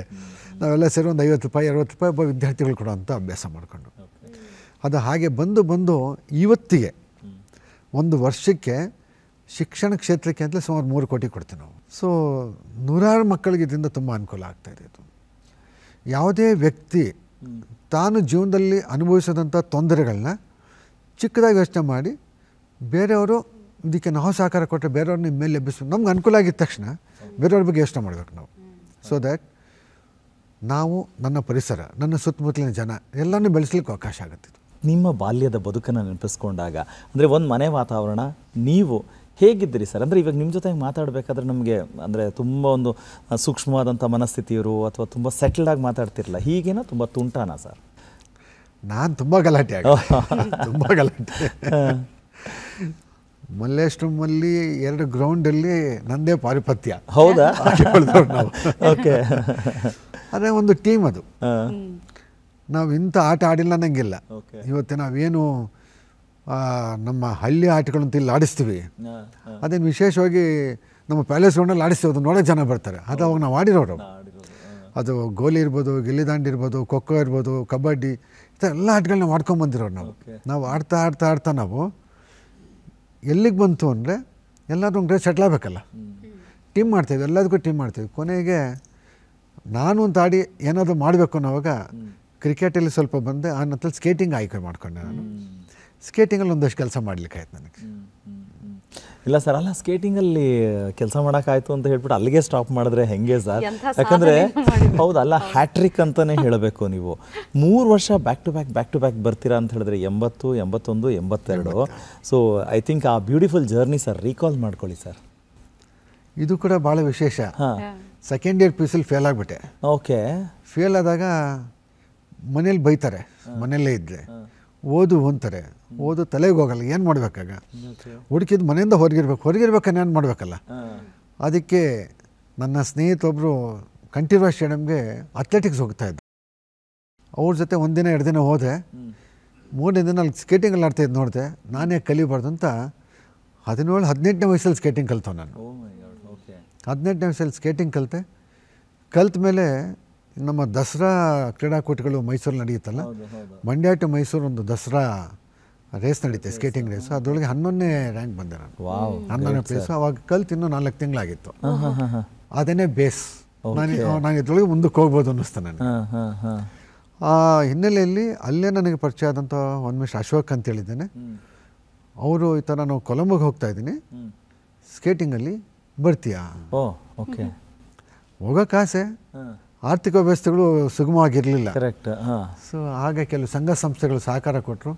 ಬಹುಶಃ ಇದೇ ಜನವರಿ 1980 ಜನವರಿ 13ನೇ ತಾರೀಕು ಪ್ರಯಾಣ ಮಾಡಿದ್ವಿ ನಾವು, ಬೆಂಗಳೂರು ಟು ಕೊಲಂಬೋ ಸ್ಕೇಟಿಂಗು. ಭಾಳ ಅದು ವಂಡರ್ಫುಲ್ ಜರ್ನಿ. ಅದು ಸುಮಾರು 32 ದಿನ ಪ್ರಯಾಣ, 1600 ಕಿಲೋಮೀಟ್ರ್, 32 ದಿನ ಪ್ರಯಾಣ. ಸಿಲೋನಲ್ಲಿ ಕೊಲಂಬೋಲ್ಲಿ ಅವತ್ತಿನ ದಿನ ನ್ಯಾಷನಲ್ ಗೇಮ್ಸ್ ಇತ್ತು. ನ್ಯಾಷನಲ್ ಗೇಮ್ಸಲ್ಲೇ ರಿಸೀವ್ ಮಾಡಿ ಒಂದು ವೇದಿಕೆ ಕೊಟ್ಟು, ಅಲ್ಲಿನ ರೇಡಿಯೋಗಳಲ್ಲಿ ಅವತ್ತು ಟಿವಿಯಲ್ಲೇ ಇರಲಿಲ್ಲ, ನಮಗೆ ಇದು ಯಾವುದೇ ವ್ಯವಸ್ಥೆ ಇರಲಿಲ್ಲ. ಭಾಳ ಚೆನ್ನಾಗಾಯ್ತು ಆ ಜರ್ನಿ. ಅದರಿಂದ ಇನ್ಸ್ಪಿರೇಷನ್ನು 42 ಗಂಟೆಗಳ ನಿರಂತರ ಸ್ಕೇಟಿಂಗ್ ಅಂತ, 42 hours ನಾನ್ ಸ್ಟಾಪ್ ಸ್ಕೇಟಿಂಗ್ ಅಂತ ಮಾಡಿದ್ವಿ. ಎಷ್ಟು ಕಷ್ಟ ಅಲ್ಲ sir? Day and night full ಮಾಡಿದ್ವು. ಸೊ ಅದಕ್ಕೆ ಮೊದಲು 36 hours ನಾನ್ ಸ್ಟಾಪ್ ಸ್ಕೇಟಿಂಗ್ ಅಂತ, ಅದನ್ನು ಬ್ರೇಕ್ ಮಾಡಿದ್ವಿ. ಓಕೆ. ಇವತ್ತಿಗೆ ಆ ರೆಕಾರ್ಡ್ ಹಾಗೆ ಉಳ್ಕೊಂಡಿದೆ. ಓ ಮೈ ಗಾಡ್, 1982 ಇಂದ 2025 ಹಾಗೆ. ಅಲ್ಲ ಅದೇ ಒಂದು ಚಪ್ಪಾಳೆ ಕೊಟ್ಟು ಅಭಿನಂದಿಸಬೇಕು ಸರ್. Yes sir. ಇಲ್ಲಿಂದ ಮುಂದಕ್ಕೆ ಬಂದ್ವಿ. ನಂದು ಒಂದು ಟೀಮ್ ಮಾಡಿದ್ದೆ, ಸ್ಕೇಟಿಂಗ್ ಟೀಮ್. ಚಿಕ್ಕ ಮಕ್ಕಳದೆಲ್ಲ ಇತ್ತು. ಓಕೆ. ಇವನ್ನೆಲ್ಲ ಕರ್ಕೊಂಡು ತಿರುಪತಿ ಹಿಲ್ಸ್ ಹತ್ತಿ ಇಳಿ ಅಂತಂದು ಮಾಡಿದ್ವಿ. ಓ ಗ್ರೇಟ್ ಸರ್. 18 ಜನ, 8 ವರ್ಷದ ಮಗುವಿಂದ ಹಿಡಿದು 20 ವರ್ಷದವರೆಗೆ ಎಲ್ಲ ಇದ್ದು ಅದರೊಳಗೆ. ತಿರುಪತಿ ಹಿಲ್ಸ್ ಹತ್ತಿ ಇಳಿದ್ವು. ಅಲ್ಲೂ ಕೂಡ TTD ದೇವಸ್ಥಾನದವರು ಭಾಳ ವಾರ್ಮ್ ವೆಲ್ಕಮ್ ಮಾಡಿ, ಡೈರೆಕ್ಟಾಗಿ ದೇವ್ರ ದರ್ಶನ ಕೊಡಿಸಿ, ಕೈ ತುಂಬ ಲಾಡು ಕೊಟ್ಟು ಎಲ್ಲ ಮಾಡಿದ್ವು. ಅದೊಂದು ಖುಷಿ. ಅದು ಆ ಇನ್ಸ್ಪಿರೇಷನ್ನು ನಾವು ಬೆಂಗಳೂರು ಟು ಮಲೇಷ್ಯಾ, ಸಿಂಗಾಪುರ್ಗೆ ಹೋಗಾಯಿತು. ಬೆಂಗಳೂರು ಟು ಚೆನ್ನೈಯಿಂದ ಮತ್ತೆ ನಾವು ಮಲಕ್ಕವರೆಗೂ ಶಿಪ್ಪಲ್ಲಿ ಹೋಗಿ, ಮಲಕ್ಕಾಯಿಂದ ಕೋಲಂಪುರ್, ಸಿಂಗಾಪುರ್ವರೆಗೂ 5600 ಕಿಲೋಮೀಟ್ರ್ ಅಪ್ ಆ್ಯಂಡ್ ಡೌನ್ ಸ್ಕೇಟಿಂಗ್ಲಾಗಿ ಬಂದ್ವಿ. ಅದು ಕೂಡ ಒಂದು ಅಂತಾರಾಷ್ಟ್ರೀಯ ದಾಖಲೆ. ಇವತ್ತು ಕೂಡ ಮತ್ತೆ ಯಾರು ಅದನ್ನು ಬ್ರೇಕ್ ಮಾಡಿಲ್ಲ, ಹಾಗೆ ನಿಂತಿದೆ ಈಗ. ಕೇಳಿದ್ರೇನೆ ಅಚ್ಚರಿ ಆಗುತ್ತೆ ಸರ್. ಅಂದ್ರೆ ಮನೆಯಲ್ಲಿದ್ರೆ ಓದು ಅಂತಾರೆ ಅನ್ನೋ ಕಾರಣಕ್ಕೆ ಅಕ್ಷರಶಃ ಕಾಲಿಗೆ ಚಕ್ರ ಕಟ್ಕೊಂಡು ನೀವು ಅಂತಾರಾಷ್ಟ್ರೀಯ ಮಟ್ಟದಲ್ಲಿ ಸಾಧನೆ ಮಾಡಿದ್ದು ನಿಜಕ್ಕೂ ಹೆಮ್ಮೆ. ಅಲ್ಲ, ಇನ್ಫ್ಯಾಕ್ಟ್ ಶ್ವೇತಾ ಏನನ್ಸತ್ ಗೊತ್ತಾ, ಅವರು ಅಂದ್ರೆ ಮನೇಲಿ ತುಂಬ ತುಂಟ ಇದ್ರು ಚಿಕ್ಕವರು ಅಂತ ಹೇಳಿದ್ರಲ್ಲ, ಅಂದ್ರೆ ಅವಾಗ್ಲೂ ಮನೇಲಿ ಇರ್ತಿರ್ಲಿಲ್ಲ, ಕಾಲಿಗೆ ಚಕ್ರ ಹಾಕೊಂಡು ಸುತ್ತಾ ಇದ್ರು ಅಂತ. ಅದು ಮತ್ತೆ ತಿರ್ಗಾ ಜೀವನದಲ್ಲಿ ನಿಜಾನೇ ಜೀವನ ಸಾಧನೆಗೆ ಅದೇ ಆಗೋಯ್ತು ಅಂತ. ಅದ್ರ ಜೊತೆಗೆ ತಮಗೆ ಈ ಬರೆಯುವಂತಹ ಹವ್ಯಾಸ ಆಗಿರ್ಬೋದು, ಅವಾಗಲೇ ಬೆಳೆಸ್ಕೊಂಡಿರುವಂಥದ್ದು, ಜೊತೆಗೆ ನಾಟಕಗಳನ್ನ ಬರೋದು, ನಿರ್ದೇಶನ ಮಾಡೋದು, ಅಭಿನಯ ಪಾತ್ರ ಮಾಡೋದು, ಬೆಸ್ಟ್ ಆಕ್ಟರ್ ಅವಾರ್ಡ್. ಇದು ಕೂಡ ಏನಿದೆ ಅಂದರೆ, ನಾನು ಹೈಸ್ಕೂಲಲ್ಲಿ ಇದ್ದಾಗ ಶಾರದಾ ವಿದ್ಯಾನಿಕೇತನ ಅಂತ ಮಲ್ಲೇಶ್ವರದಲ್ಲಿತ್ತು. ಅಲ್ಲಿ ನಮ್ಮ ಮೇಷ್ಟ್ರೊಬ್ಬರು ಬರೀತಾ ಇದ್ರು. ನನಗೊಂದು ಅಭಿರುಚಿ ಇತ್ತು, ಅವ್ರು ಏನು ಬರೀತಾರೆ ವಿರುದ್ಧವಾಗಿ ಬರೆಯುವಂಥದ್ದು. ಓಕೆ. ಆಮೇಲೆ ಚುಟುಕುಗಳು ಬರೀತಿದ್ದೆ, ಮೇಷ್ಟ್ರಗಳ ಮೇಲೆ, ನಮ್ಮ ಜೊತೆಯಲ್ಲಿದ್ದ ಸಹಪಾಠಿಗಳ ಮೇಲೆ ಬರೀತಿದ್ದೆ. ಆ ಇನ್ಸ್ಪಿರೇಷನ್ನ ನಮ್ಮ ಮೇಷ್ಟ್ರೆ ಓಕೆ ನೀನೇನೋ ಬರೀತೆ ಕಣ ನೀನು ಬರೆಯೋ ಅಂತ ಹೇಳಿದಾನೆ. ಅವ್ರ ಇನ್ಸ್ಪಿರೇಷನ್ನು ನಾನು ಬರ್ಕೊಟ್ಟಿನ ಸ್ವಲ್ಪ ಕರೆಕ್ಷನ್ ಮಾಡೋರು, ಇನ್ಸ್ಪಿರೇಷನ್ ಬರೆಯೋದು ಅಭ್ಯಾಸ ಆಯ್ತದು. ಅಲ್ಲ ಸರ್, ನೆನಪಿದೆಯಾ ಏನಾದ್ರು ಚುಟ್ಕ ಇವಾಗ ಹೇಳಕ್ ನೆನಪಿದೆಯಾ ಸರ್ ಚುಟ್ಕ ಯಾವುದಾದ್ರು? ಮೇಲೆ ನೋಡು ಚಂದ್ರಬಿಂಬ, ಕೆಳಗೆ ನೋಡು ಲಾಂಧ್ರಕಂಬ, ಓಕೆ ಇಟ್ಕೊಂಡು ತಾಮ್ರ ಚಂಬ. Okay okay nice. ಅದು ಯಾಕೆ ಬಂದಿತ್ತು ಅಂದರೆ ಅದು ಆವತ್ತಿನ ದಿನಕ್ಕೆ ನಾವು ಗೋವಿನ ಹಾಡು ನಾವೆಲ್ಲ ಚಿಕ್ಕವರಿದ್ದಾಗ ಕೇಳಿದ್ವಿ. ಆಗ ಮೇಷ್ಟ್ರು ಹೇಳ್ತಾ ಇದ್ರು, ನೋಡು ಅವನು ಏನೂ ಕಲ್ತಿದ್ದೆ ಹುಡುಗ, ಅವನು ಗೋವಿನ ಹಾಡು ಕ್ರಿಯೇಟ್ ಮಾಡ್ದ, ದನ ಕಾಯೋನು, ನೀವೇನು ಮಾಡ್ತೀರಾ ಅಂದರು. ಓ ಆ ಇನ್ಸ್ಪಿರೇಷನ್. ಸೊ ಆವಾಗ ಏನು ಮಾಡಿದ್ವಿ, ಒಂದು ತರಲೆ ಹೇಳ್ಬೇಕಂದ್ರೆ ಆವಾಗ ಹೇಳಿದ್ವಿ, ಮೇಲೆ ನೋಡು ಚಂದ್ರಬಿಂಬ, ಕೆಳಗೆ ನೋಡು ಲಾಂಧ್ರಕಂಬ, ಇಟ್ಕೊಂಡು ತಾಮ್ರ ಚಂಬ ಅಂದ್ವಿ, ನಿನಗೆ ಇದೇ ಸಿಗೋದು ಈ ರೀತಿಯಲ್ಲಿ ನಡ್ಕೊಂಬಂದಂಥದ್ದು. Okay okay okay. ಈಗ ಅದು ಹವ್ಯಾಸ ಹೇಗಿದೆ ಅಂದರೆ, ನಮ್ಮದೊಂದು ಪತ್ರಿಕೆಗಳಿದೆ, ನಮ್ಮ ಸಮಾಜದೊಂದು ವಾರ್ತಾಪತ್ರ ಅಂತೇಳಿ, ಮತ್ತು ನಂದು ವೈಶ್ಯ ಸಂಪದ ಅಂತ ಒಂದು ಪತ್ರಿಕೆ ಇತ್ತು. ಅದು ಇನ್ನೂ ಸಾಕಷ್ಟು ಜನಕ್ಕೆ ಅವ್ರು ಕೇಳಿದಾಗ ಅವ್ರಿಗೆ ಆರ್ಟಿಕಲ್ ಬರ್ಕೊಡ್ತಾ ಇರ್ತೀನಿ. ಅದೊಂದು ಹವ್ಯಾಸವಾಗಿ ಇಟ್ಕೊಂಡಿದ್ದೀನಿ. ಅಲ್ಲ ಸರ್, ಅಲ್ಲ ನಾಟಕ ಮಾಡಿ ಅವತ್ತೇ ಬೆಸ್ಟ್ ಆ್ಯಕ್ಟರ್ ಎಲ್ಲ ತೊಗೊಂಡ್ರಲ್ಲ, ಯಾರು ಆಫರ್ ಮಾಡಲಿಲ್ವಾ ಸರ್ ಆ್ಯಕ್ಟ್ ಮಾಡೋಕ್ಕೆ? ಅಲ್ಲ ಹಂಗೆ ಲೆಕ್ಕ ತೊಗೊಂಡ್ರೆ ನಾನು ನಮ್ಮ ಮುಖ್ಯಮಂತ್ರಿ ಚಂದ್ರು ಅವರ ಗ್ರೂಪಲ್ಲಿ, ಕಲಾಗಂಗೋತ್ರಿ ಗ್ರೂಪಲ್ಲಿ ಒಂದು 5-6 ವೇದಿಕೆಯಲ್ಲಿ ನಾಟಕ ಮಾಡಿದ್ದೀನಿ, ಕಾಲೇಜ್ ಗ್ರೂಪ್ಗಳು ಮಾಡಿದ್ದೀನಿ, ನಾವೇ ಸ್ವಂತ ಟೀಮ್ ಮಾಡ್ಕೊಂಡು ಮಾಡಿದ್ದೀವಿ. ಒಂದು 52 ನಾಟಕಗಳನ್ನ ಮಾಡಿದ್ದಂತ. ಬಟ್ ಕಂಪ್ಲೀಟ್ ಬಣ್ಣ ಹಚ್ಚಕ್ಕೆ ಹೋಗಲಿಲ್ಲ. ಬಣ್ಣ ಹಚ್ಚಕ್ಕೆ ಹೋಗ್ಲಿ, ಯಾಕೆಂದರೆ ಜೀವನದ ಹೋರಾಟ ಐತಲ್ಲ ಬೆಳಿಗ್ಗೆ, ಅದ್ರ ಜೊತೆಗೆ ಒಂದು ಸ್ವಲ್ಪ ಸೇರಿಸ್ಕೊತಾ ಇದ್ವಿ. ನಮ್ಮ ಡಾಕ್ಟರ್ ಬಿ ವಿ ರಾಜಾರಾಮ್ ಅಂತ ತಾವೆಲ್ಲ ಫ್ಯಾಮಿಲಿಯರ್ ನೇಮು. ರಾಜಾರಾಮ್ ಅವರು ಭಾಳ ಟ್ರೈನಿಂಗ್ ಕೊಡ್ತಾ ಇದ್ರು ನನಗೆ, ಈಗ ಮಾಡಿ ಅವರ ಡೈರೆಕ್ಷನಲ್ಲಿ 1-2 ನಾಟಕ ಮಾಡಿ ಮೈಸೂರು ಕಲಾಮಂದಿರದಲ್ಲಿ ಒಂದು ಬೆಸ್ಟ್ ಡ್ರಾಮಾ ಅಂತೇಳಿ ಒಂದು ಫಸ್ಟ್ ಪ್ರೈಸು ತೊಗೊಂಡ್ವಿ ಅದರೊಳಗೆ ನಾವು. ಓಕೆ. ಹೀಗಾಗಿ ರಂಗಭೂಮಿ ಸ್ವಲ್ಪ ಗಂಧ ಇದೆ ಅಷ್ಟೇ, ಅದು ಪೂರ್ಣ ಹೋಗಲಿಲ್ಲ ಅದಕ್ಕೆ ನಾವು. ಓಕೆ ಸರ್, ಎಷ್ಟು ವಿಭಿನ್ನತೆ ಅಂದರೆ ಓದುವಂತಹ ದಿನಗಳಲ್ಲಿ ಈ ಬರೆಯುವ ಹವ್ಯಾಸ, ರಂಗಭೂಮಿ ಒಡನಾಟ, ಇದೆಲ್ಲ ಕ್ರೀಡಾಪಟು, ಇದೆಲ್ಲದರನ್ನು ಹೊರತುಪಡಿಸಿ ಮುಂದೆ ಒಂದು ಬ್ಯಾಂಕನ್ನು ಕಟ್ಟುವಂಥದ್ದು ಅಂದರೆ ಹೆಚ್ಚಾಗಿ ಎಲ್ಲರ ಒಂದು ಯೋಚನೆ ಏನಿರುತ್ತೆ, ನಾವು ಒಂದು ಕೆಲಸ ಗಿಟ್ಟಿಸ್ಕೊಳ್ಬೇಕು, ಅದರಲ್ಲಿ ಒಂದು ಒಳ್ಳೆ ಪ್ರಮೋಷನ್ ತಗೋಬೇಕು, ಇಂಥ ಒಂದು ಯೋಚನೆಗಳಿರುತ್ತೆ. ಒಂದು ಬ್ಯಾಂಕನ್ನೇ ಕಟ್ಟಬೇಕು ಅನ್ನುವಂಥ ಯೋಚನೆ ಬಂದಿದ್ದಾದ್ರೆ ಹೇಗೆ ಸರ್ ನಿಮಗೆ? ಇದು ಮತ್ತೆ ಜೀವನದ ಹೋರಾಟನೇ. ನಾನು ನನ್ನ ಡಿಗ್ರಿ ಮುಗಿದಾಗ ವಿಜಯ ಬ್ಯಾಂಕಲ್ಲಿ ಕೆಲಸ ಕೊಟ್ಟರು. ಓಕೆ. ವಿಜಯ ಬ್ಯಾಂಕಲ್ಲಿ ಒಂದು 8-8.5 ತಿಂಗಳು ಕೆಲಸ ಮಾಡಿದೆ. ಆಮೇಲೆ ರಿಸೈನ್ ಮಾಡಿದೆ. ಅವ್ರು ಕನ್ಫರ್ಮೇಷನ್ ಕೊಟ್ಟರು, ನಾನು ರಿಸೈನ್ ಮಾಡಿದೆ.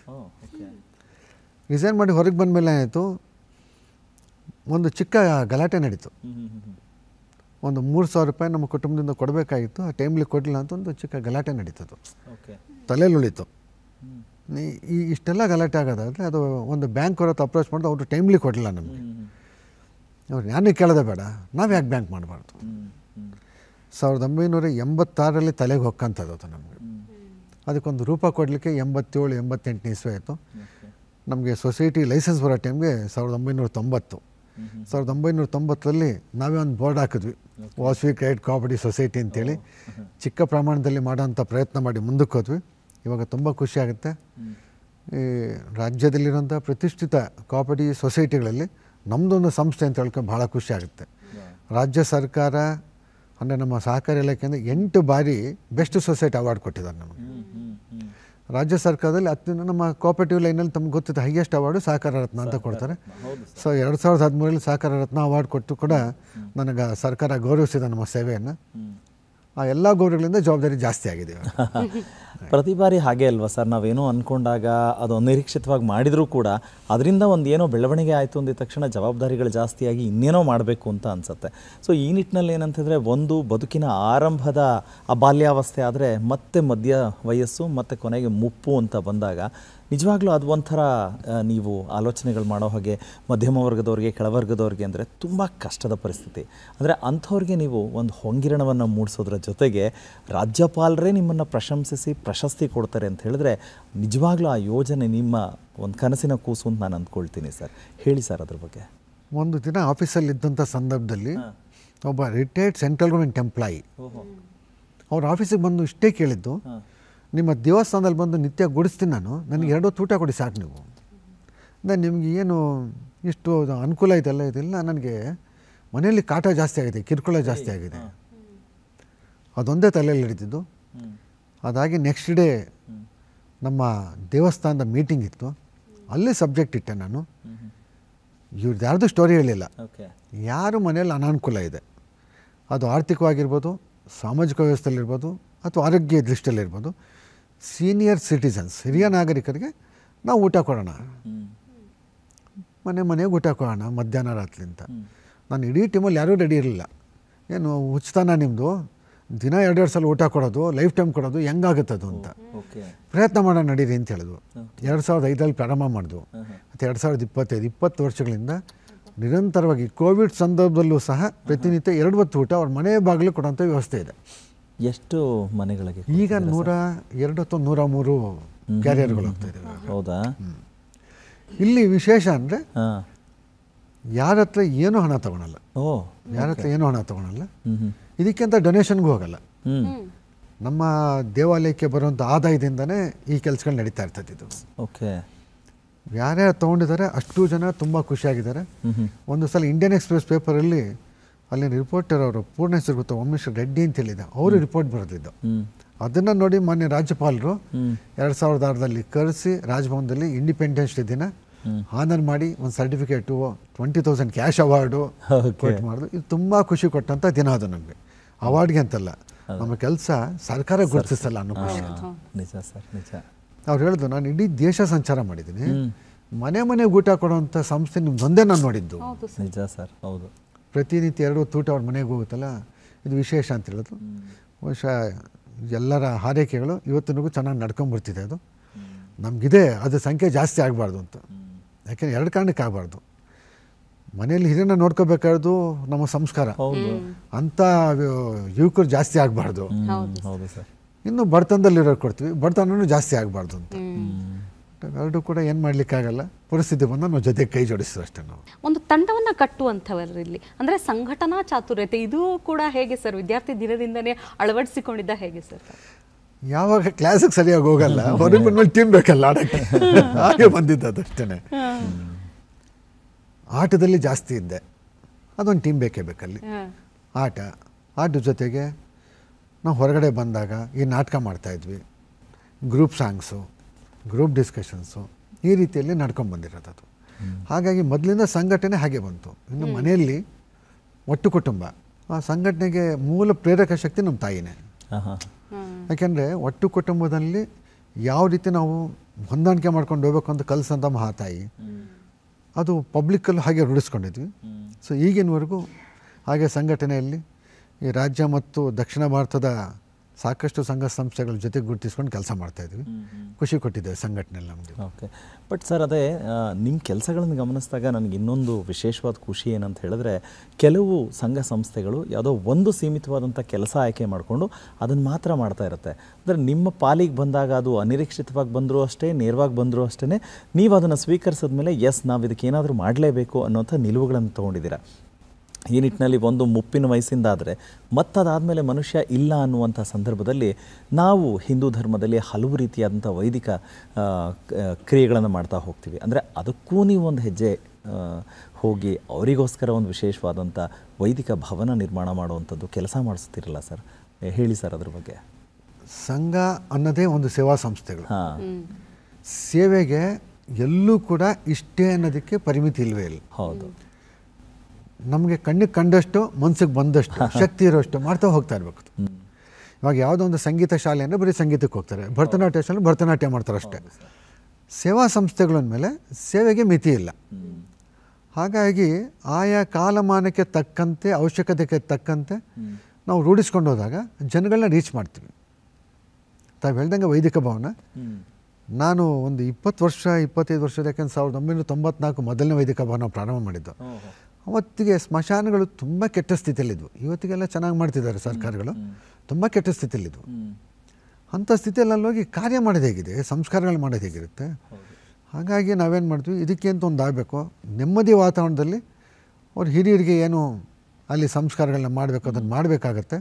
ಅದಕ್ಕೆ ಬೇಕಾಗಿರೋಂಥ ಒಂದು ಒಳ್ಳೆ ಬ್ಯೂಟಿಫುಲ್ ಹಾಲು, ಜೊತೆಗೆ ಸ್ನಾನ ಮಾಡೋ ವ್ಯವಸ್ಥೆ, ಊಟದ ವ್ಯವಸ್ಥೆ ಎಲ್ಲ ನೀಟಾಗಿ ಮಾಡ್ಕೊಂಬಂದು ನಮ್ದು ಆದ ನಂತರದಲ್ಲಿ ರಾಜ್ಯದ ನಾನಾ ಭಾಗದಲ್ಲಿ ನಾನಾ ಸಮಾಜದವರು ಎಲ್ಲ ಕಡೆ ಮಾಡಿದ್ದಾರೆ. ಬಟ್ ಒಂದು ನಮಗೆ ಖುಷಿ ಇದೆ, ನಾವು ಫಸ್ಟ್ ಮಾಡಿದ್ವಿ ಅನ್ನೋದಷ್ಟೇ. ಹೀಗೆ ಶ್ರೀರಂಗಪಟ್ಟಣದಲ್ಲೂ ಅಷ್ಟೇ, ತಮಗೆ ಗೊತ್ತಿರ್ಬೋದು, ಸಾಕಷ್ಟು ಜನ ಪಶ್ಚಿಮ ವಾಹಿನಿಗೆ ಹೋಗ್ತಾರೆ. 3ನೇ ದಿನ 5ನೇ ದಿನ ಹೋಗ್ತಾರೆ. ಅಲ್ಲೂ ಕೂಡ ವ್ಯವಸ್ಥೆಗಳು ತುಂಬ ಕಡಿಮೆ ಇತ್ತು. ನಾವು ಹೋದ್ವಿ, ಒಂದು ಜಾಗ ತೊಗೊಂಡು 2011ರಲ್ಲಿ ಪ್ರಾರಂಭ ಮಾಡಿದ್ವಿ. ಸಾವಿರಾರು ಆತ್ಮಗಳಿಗೆ ಮುಕ್ತಿ ಕೊಟ್ಟಂಥ ಖುಷಿ ಇದೆ ನಮಗೆ. ಆಮೇಲೆ ಎಲ್ಲೂ ಕೂಡ ತುಂಬ ಕಮರ್ಷಿಯಲ್ ಆಗಿ ಹೋಗಲ್ಲ, ಸೇವೆನೂ ಇರಬೇಕು, ಎಲ್ಲ ಫ್ರೀ ಮಾಡೋಕ್ಕಾಗೋದಿಲ್ಲ. ನಾವು ವಿತ್ ನಾಮಿನಲ್ ಚಾರ್ಜಸ್ ಮಾಡ್ತಾಯಿದ್ವಿ. ಜನ ಅದನ್ನು ತುಂಬ ಖುಷಿಯಿಂದ ಸ್ವೀಕಾರ ಮಾಡಿದ್ದಾರೆ.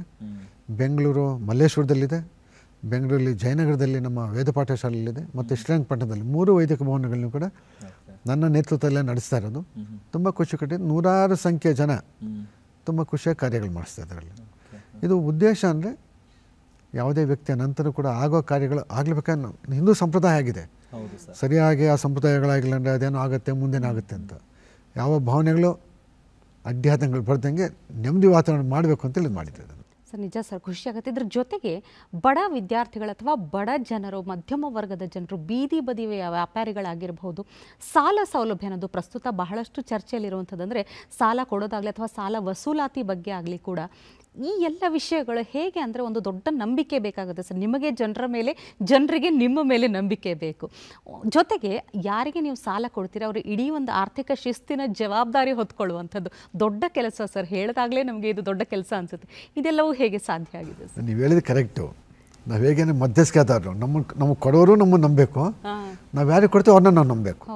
ಇವೆರಡು ಮ್ಯಾಚ್ ಆದರೆ ಮಾತ್ರನೇ ಒಂದು ಹಣಕಾಸಿನ ಸಂಸ್ಥೆ ಚೆನ್ನಾಗಿ ನಡೆಯುತ್ತೆ. ಈ ಬೀದಿ ಬದಿ ವ್ಯಾಪಾರಿಗಳು ಡೈಲಿ ಸಾಲ ತೊಗೊತಿದ್ರು ಬೇರೆಯವ್ರ ಹತ್ರ, ಪ್ರೈವೇಟವ್ರ ಹತ್ರ. ಬೆಳಿಗ್ಗೆ 900 ರೂಪಾಯಿ ತೊಗೊತಾರೆ, ಸಾಯಂಕಾಲ 1000 ರೂಪಾಯಿ ಕೊಡಬೇಕು. ಆಗ ಎಷ್ಟಾಯ್ತು, 1000 ರೂಪಾಯಿಗೆ ತಿಂಗಳಿಗೆ 1500 ಬಡ್ಡಿ ಆಗ್ತಾಯಿತ್ತು. ಅದನ್ನು ಗಮನಿಸಿದ್ವು. ನಾವೇ ಅಪ್ರೋಚ್ ಮಾಡಿ, ನಮ್ಮದು ಸಣ್ಣ ಸಂಸ್ಥೆ, ಅದು ಕೇವಲ 3.5 ಲಕ್ಷ ಇಟ್ಕೊಂಡು ಶುರು ಮಾಡಿದ್ದು ನಾವು. ಬೀದಿ ಬದಿ ವ್ಯಾಪಾರಿಗೆ ಬೇಕಾಗಿದ್ದು 2,000 ಅವ್ರಿಗೆ. ನಾವು ಹೇಳಿದ್ವಿ, ನಿಮಗೆ ನಾವು ಹಣ ಕೊಡ್ತೀವಿ 2,000, 50 ರೂಪಾಯಿ ಅವ್ರಿಗೆ ಡೈಲಿ ಏನು ಕಟ್ತಾರೆ ಬಡ್ಡಿ ಅಂತ, ಅದು ಬೇಡ, ಅಸಲಿಗೆ ಕಟ್ಟಿ. ನೀವು ಒಂದು 30 ರೂಪಾಯಿ ಅಸಲು ಕಟ್ಟಿ, 20 ರೂಪಾಯಿ ಪಿಗ್ಮಿ ಕಟ್ಟಿ ಅಂತೇಳಿ. 2 ವರ್ಷದಲ್ಲಿ ಏನಾಯಿತು ಅಂದರೆ ಆ ಸಾಲ್ಗಾರೆಲ್ಲ ನಮ್ಮ ಡಿಪಾಸಿಟರ್ಸ್ ಆಗಿಬಿಟ್ರು. ದಿನ 20-20 ರೂಪಾಯಿ ಕಟ್ಟಿದ್ರೆ 2 ವರ್ಷಕ್ಕೆ ಎಷ್ಟು ಲೆಕ್ಕ ಮಾಡ್ಕೊಳ್ಳಿ ನೀವೇನು, ಸುಮಾರು 8-10 ಸಾವಿರ ರೂಪಾಯಿ ಅವ್ರದ್ದೇ ಸೇರ್ತಾಯಿತ್ತು. ಅವ್ರಿಗೆ ಬೇಕಾಗಿದ್ದು 2,000. ನಾವು ಕೊಡ್ತೀವಿ 2,000, ರಿಕವರಿ ಆಗ್ತಾಯಿತ್ತು, ಮತ್ತು ಅವ್ರು ತೊಗೊತಾಯಿದ್ರು. ಸೊ ನಮ್ಮ ಡಿಪಾಸಿಟರ್ಸ್ ಆಗ್ಬಿಟ್ರು, ಸುಮಾರು 450 ಜನ ಡಿಪಾಸಿಟರ್ಸ್ ಆದರು. ಈಗ ಅದನ್ನು ಬೇರೆ ಹಂತದಲ್ಲಿ ಬೆಳೆಸಿದ್ವಿ. ಆದರೂ ಕೂಡ ಜನಸಾಮಾನ್ಯರಿಗೆ ನೇರವಾಗಿ ನಾವು ಸಹಾಯ ಮಾಡೋಕ್ಕೆ ಸಾಧ್ಯ ಇರೋದು ಕೋಆಪರೇಟಿವ್ ಮೂಮೆಂಟಲ್ಲಿ ಒಂದೇ. ಇದು ತುಂಬ ಖುಷಿ ಕೊಟ್ಟಿರೋ ಜಾಗ ಅದು ನಮಗೆ. ಇವತ್ತಿಗೂ ಕೂಡ ಸಾಕಷ್ಟು ಸಂಖ್ಯೆಯಲ್ಲಿ, ದೊಡ್ಡ ಸಂಖ್ಯೆಯಲ್ಲಿ ಆ ಥರ ಮಧ್ಯಮ ಕೆಳಮಧ್ಯಮವರೆಗೆ ತುಂಬ ದೊಡ್ಡ ಸಂಖ್ಯೆಯಲ್ಲಿ ಮಾಡಿದ್ವಿ. ಸುಮಾರು 1,200 ಮನೆಗಳಿಗೆ ಅವರು ಮನೆ ಮಾಡ್ಕೊಳೋದು ಕೊಟ್ಟಿದ್ವಿ. ಸಾವಿರಾರು ವಿದ್ಯಾರ್ಥಿಗಳ ಎಜುಕೇಷನ್ ಕೊಟ್ಟಿದ್ದೀವಿ. 1,000ಕ್ಕಿಂತ ಜಾಸ್ತಿ ಮದುವೆಗಳು ಕೊಟ್ಟಿದ್ವಿ. ಎಲ್ಲಿ ಸಾಧ್ಯ ಇದು? ಒಬ್ಬ ಅಂಗಡಿಯಲ್ಲಿ ಕೆಲಸ ಮಾಡ್ತಾ ಅವ್ನಿಗೆ 15,000 ರೂಪಾಯಿ ಸಂಬಳ ಬರುತ್ತೆ, 20,000 ಸಂಬಳ ಬರುತ್ತೆ. ಅವ್ನಿಗೆ ಯಾವ ನ್ಯಾಷನಲ್ ಬ್ಯಾಂಕ್ ಸಾಲ ಕೊಡ್ತಾರೆ ಅವ್ರು? ನಾವು 1 ಲಕ್ಷ ಕೊಡ್ತೀವಿ, ನೀನು 5 ವರ್ಷ ದುಡ್ಡು ಕಟ್ಕೊಂಡು ಹೋಗುವಂತೀವಿ. ಮನೇಲಿ ಮದುವೆ ಮುಗಿಸ್ತಾನೆ, ಇನ್ನೊಂದನ್ನೇ ಮುಗಿಸ್ತಾನೆ. ಇದು ಆರ್ಥಿಕವಾಗಿ ಸಬಲತೆ ತರಲಿಕ್ಕೆ ಸಾಧ್ಯ ಆಗೋದಂದರೆ ಕೋಆಪರೇಟಿವ್ ಸೆಕ್ಟರು. ಅಂಥ ಒಂದು ಸಂಸ್ಥೆನ ಅವ್ರು ಪ್ರಾರಂಭ ಮಾಡಿ ಇವತ್ತು ಖುಷಿ ಇದೆ ನಮಗೆ, ಒಳ್ಳೆ ಕೆಲಸ ಮಾಡ್ತಾಯಿದ್ದೀವಿ. ಸರ್, ಅದರ ಜೊತೆಗೆ ಇನ್ನೊಂದಷ್ಟು ಖುಷಿ ಕೊಡುವಂಥ ವಿಚಾರಗಳು ಅಂತ ಹೇಳಿದ್ರೆ, ಹಣದಿಂದ ಆಗದೇ ಇರೋದು ನಾವು ಕೂತು ಮಾತಾಡಿದಾಗ ಆಪ್ತ ಸಮಾಲೋಚನೆ, ಈ ಕೌನ್ಸಿಲಿಂಗ್ ಅಂತ ನಾವೇನು ಹೇಳ್ತೀವಲ್ಲ, ಸಾಕಷ್ಟು ಸಮಸ್ಯೆಗಳಿಗೆ ಈ ರೀತಿ ಮಾತು ಅವರಿಗೆ ದಾರಿ ತೋರಿಸುತ್ತೆ. ಆ ನಿಟ್ಟಿನಲ್ಲಿ ಆ ಆಲೋಚನೆಗಳೆಲ್ಲ ಹೆಂಗೆ ಬಂತು ಸರ್? ಜೊತೆಗೆ ಈ ಸಮಾಜದಲ್ಲಿ ಒಂದೊಂದು ಹೆಜ್ಜೆ ಬೆಳೀತಾ ಕೆಲವರಿಗೆ ಎಲ್ಲೆಲ್ಲೋ ಏನೋ ನಂಬಿಕೆ ಬರುತ್ತೆ. ರವಿಶಂಕರ್ನ ಬೆಳ್ತಾನೆ, ಅವ್ನು ಹೇಳಿದ ನನ್ನ ಮಕ್ಕಳು ಕೇಳ್ಬೋದು ಅಂತ. ಹಾಗೆ. ಸೊ ಹಾಗೆ ಮೊದಲು ನಾನು ವಾಪಸ್ ಅಂದರೆ ನನ್ನ 23ನೇ ವಯಸ್ಸಲ್ಲಿ ಯಶವಂತಪುರದಿಂದ ಒಬ್ಬ ಅಪ್ಪ ಮಗ ಬಂದಿದ್ದು. ಅವ್ರು ಬಂದು, ನನ್ನ ಮಗ ನನ್ನ ಮಾತೇ ಕೇಳ್ತಿಲ್ಲಪ್ಪ, ನೀನು ಸ್ವಲ್ಪ ಹೇಳು ಅಂತ ಹೇಳಿದ್ದಾನೆ.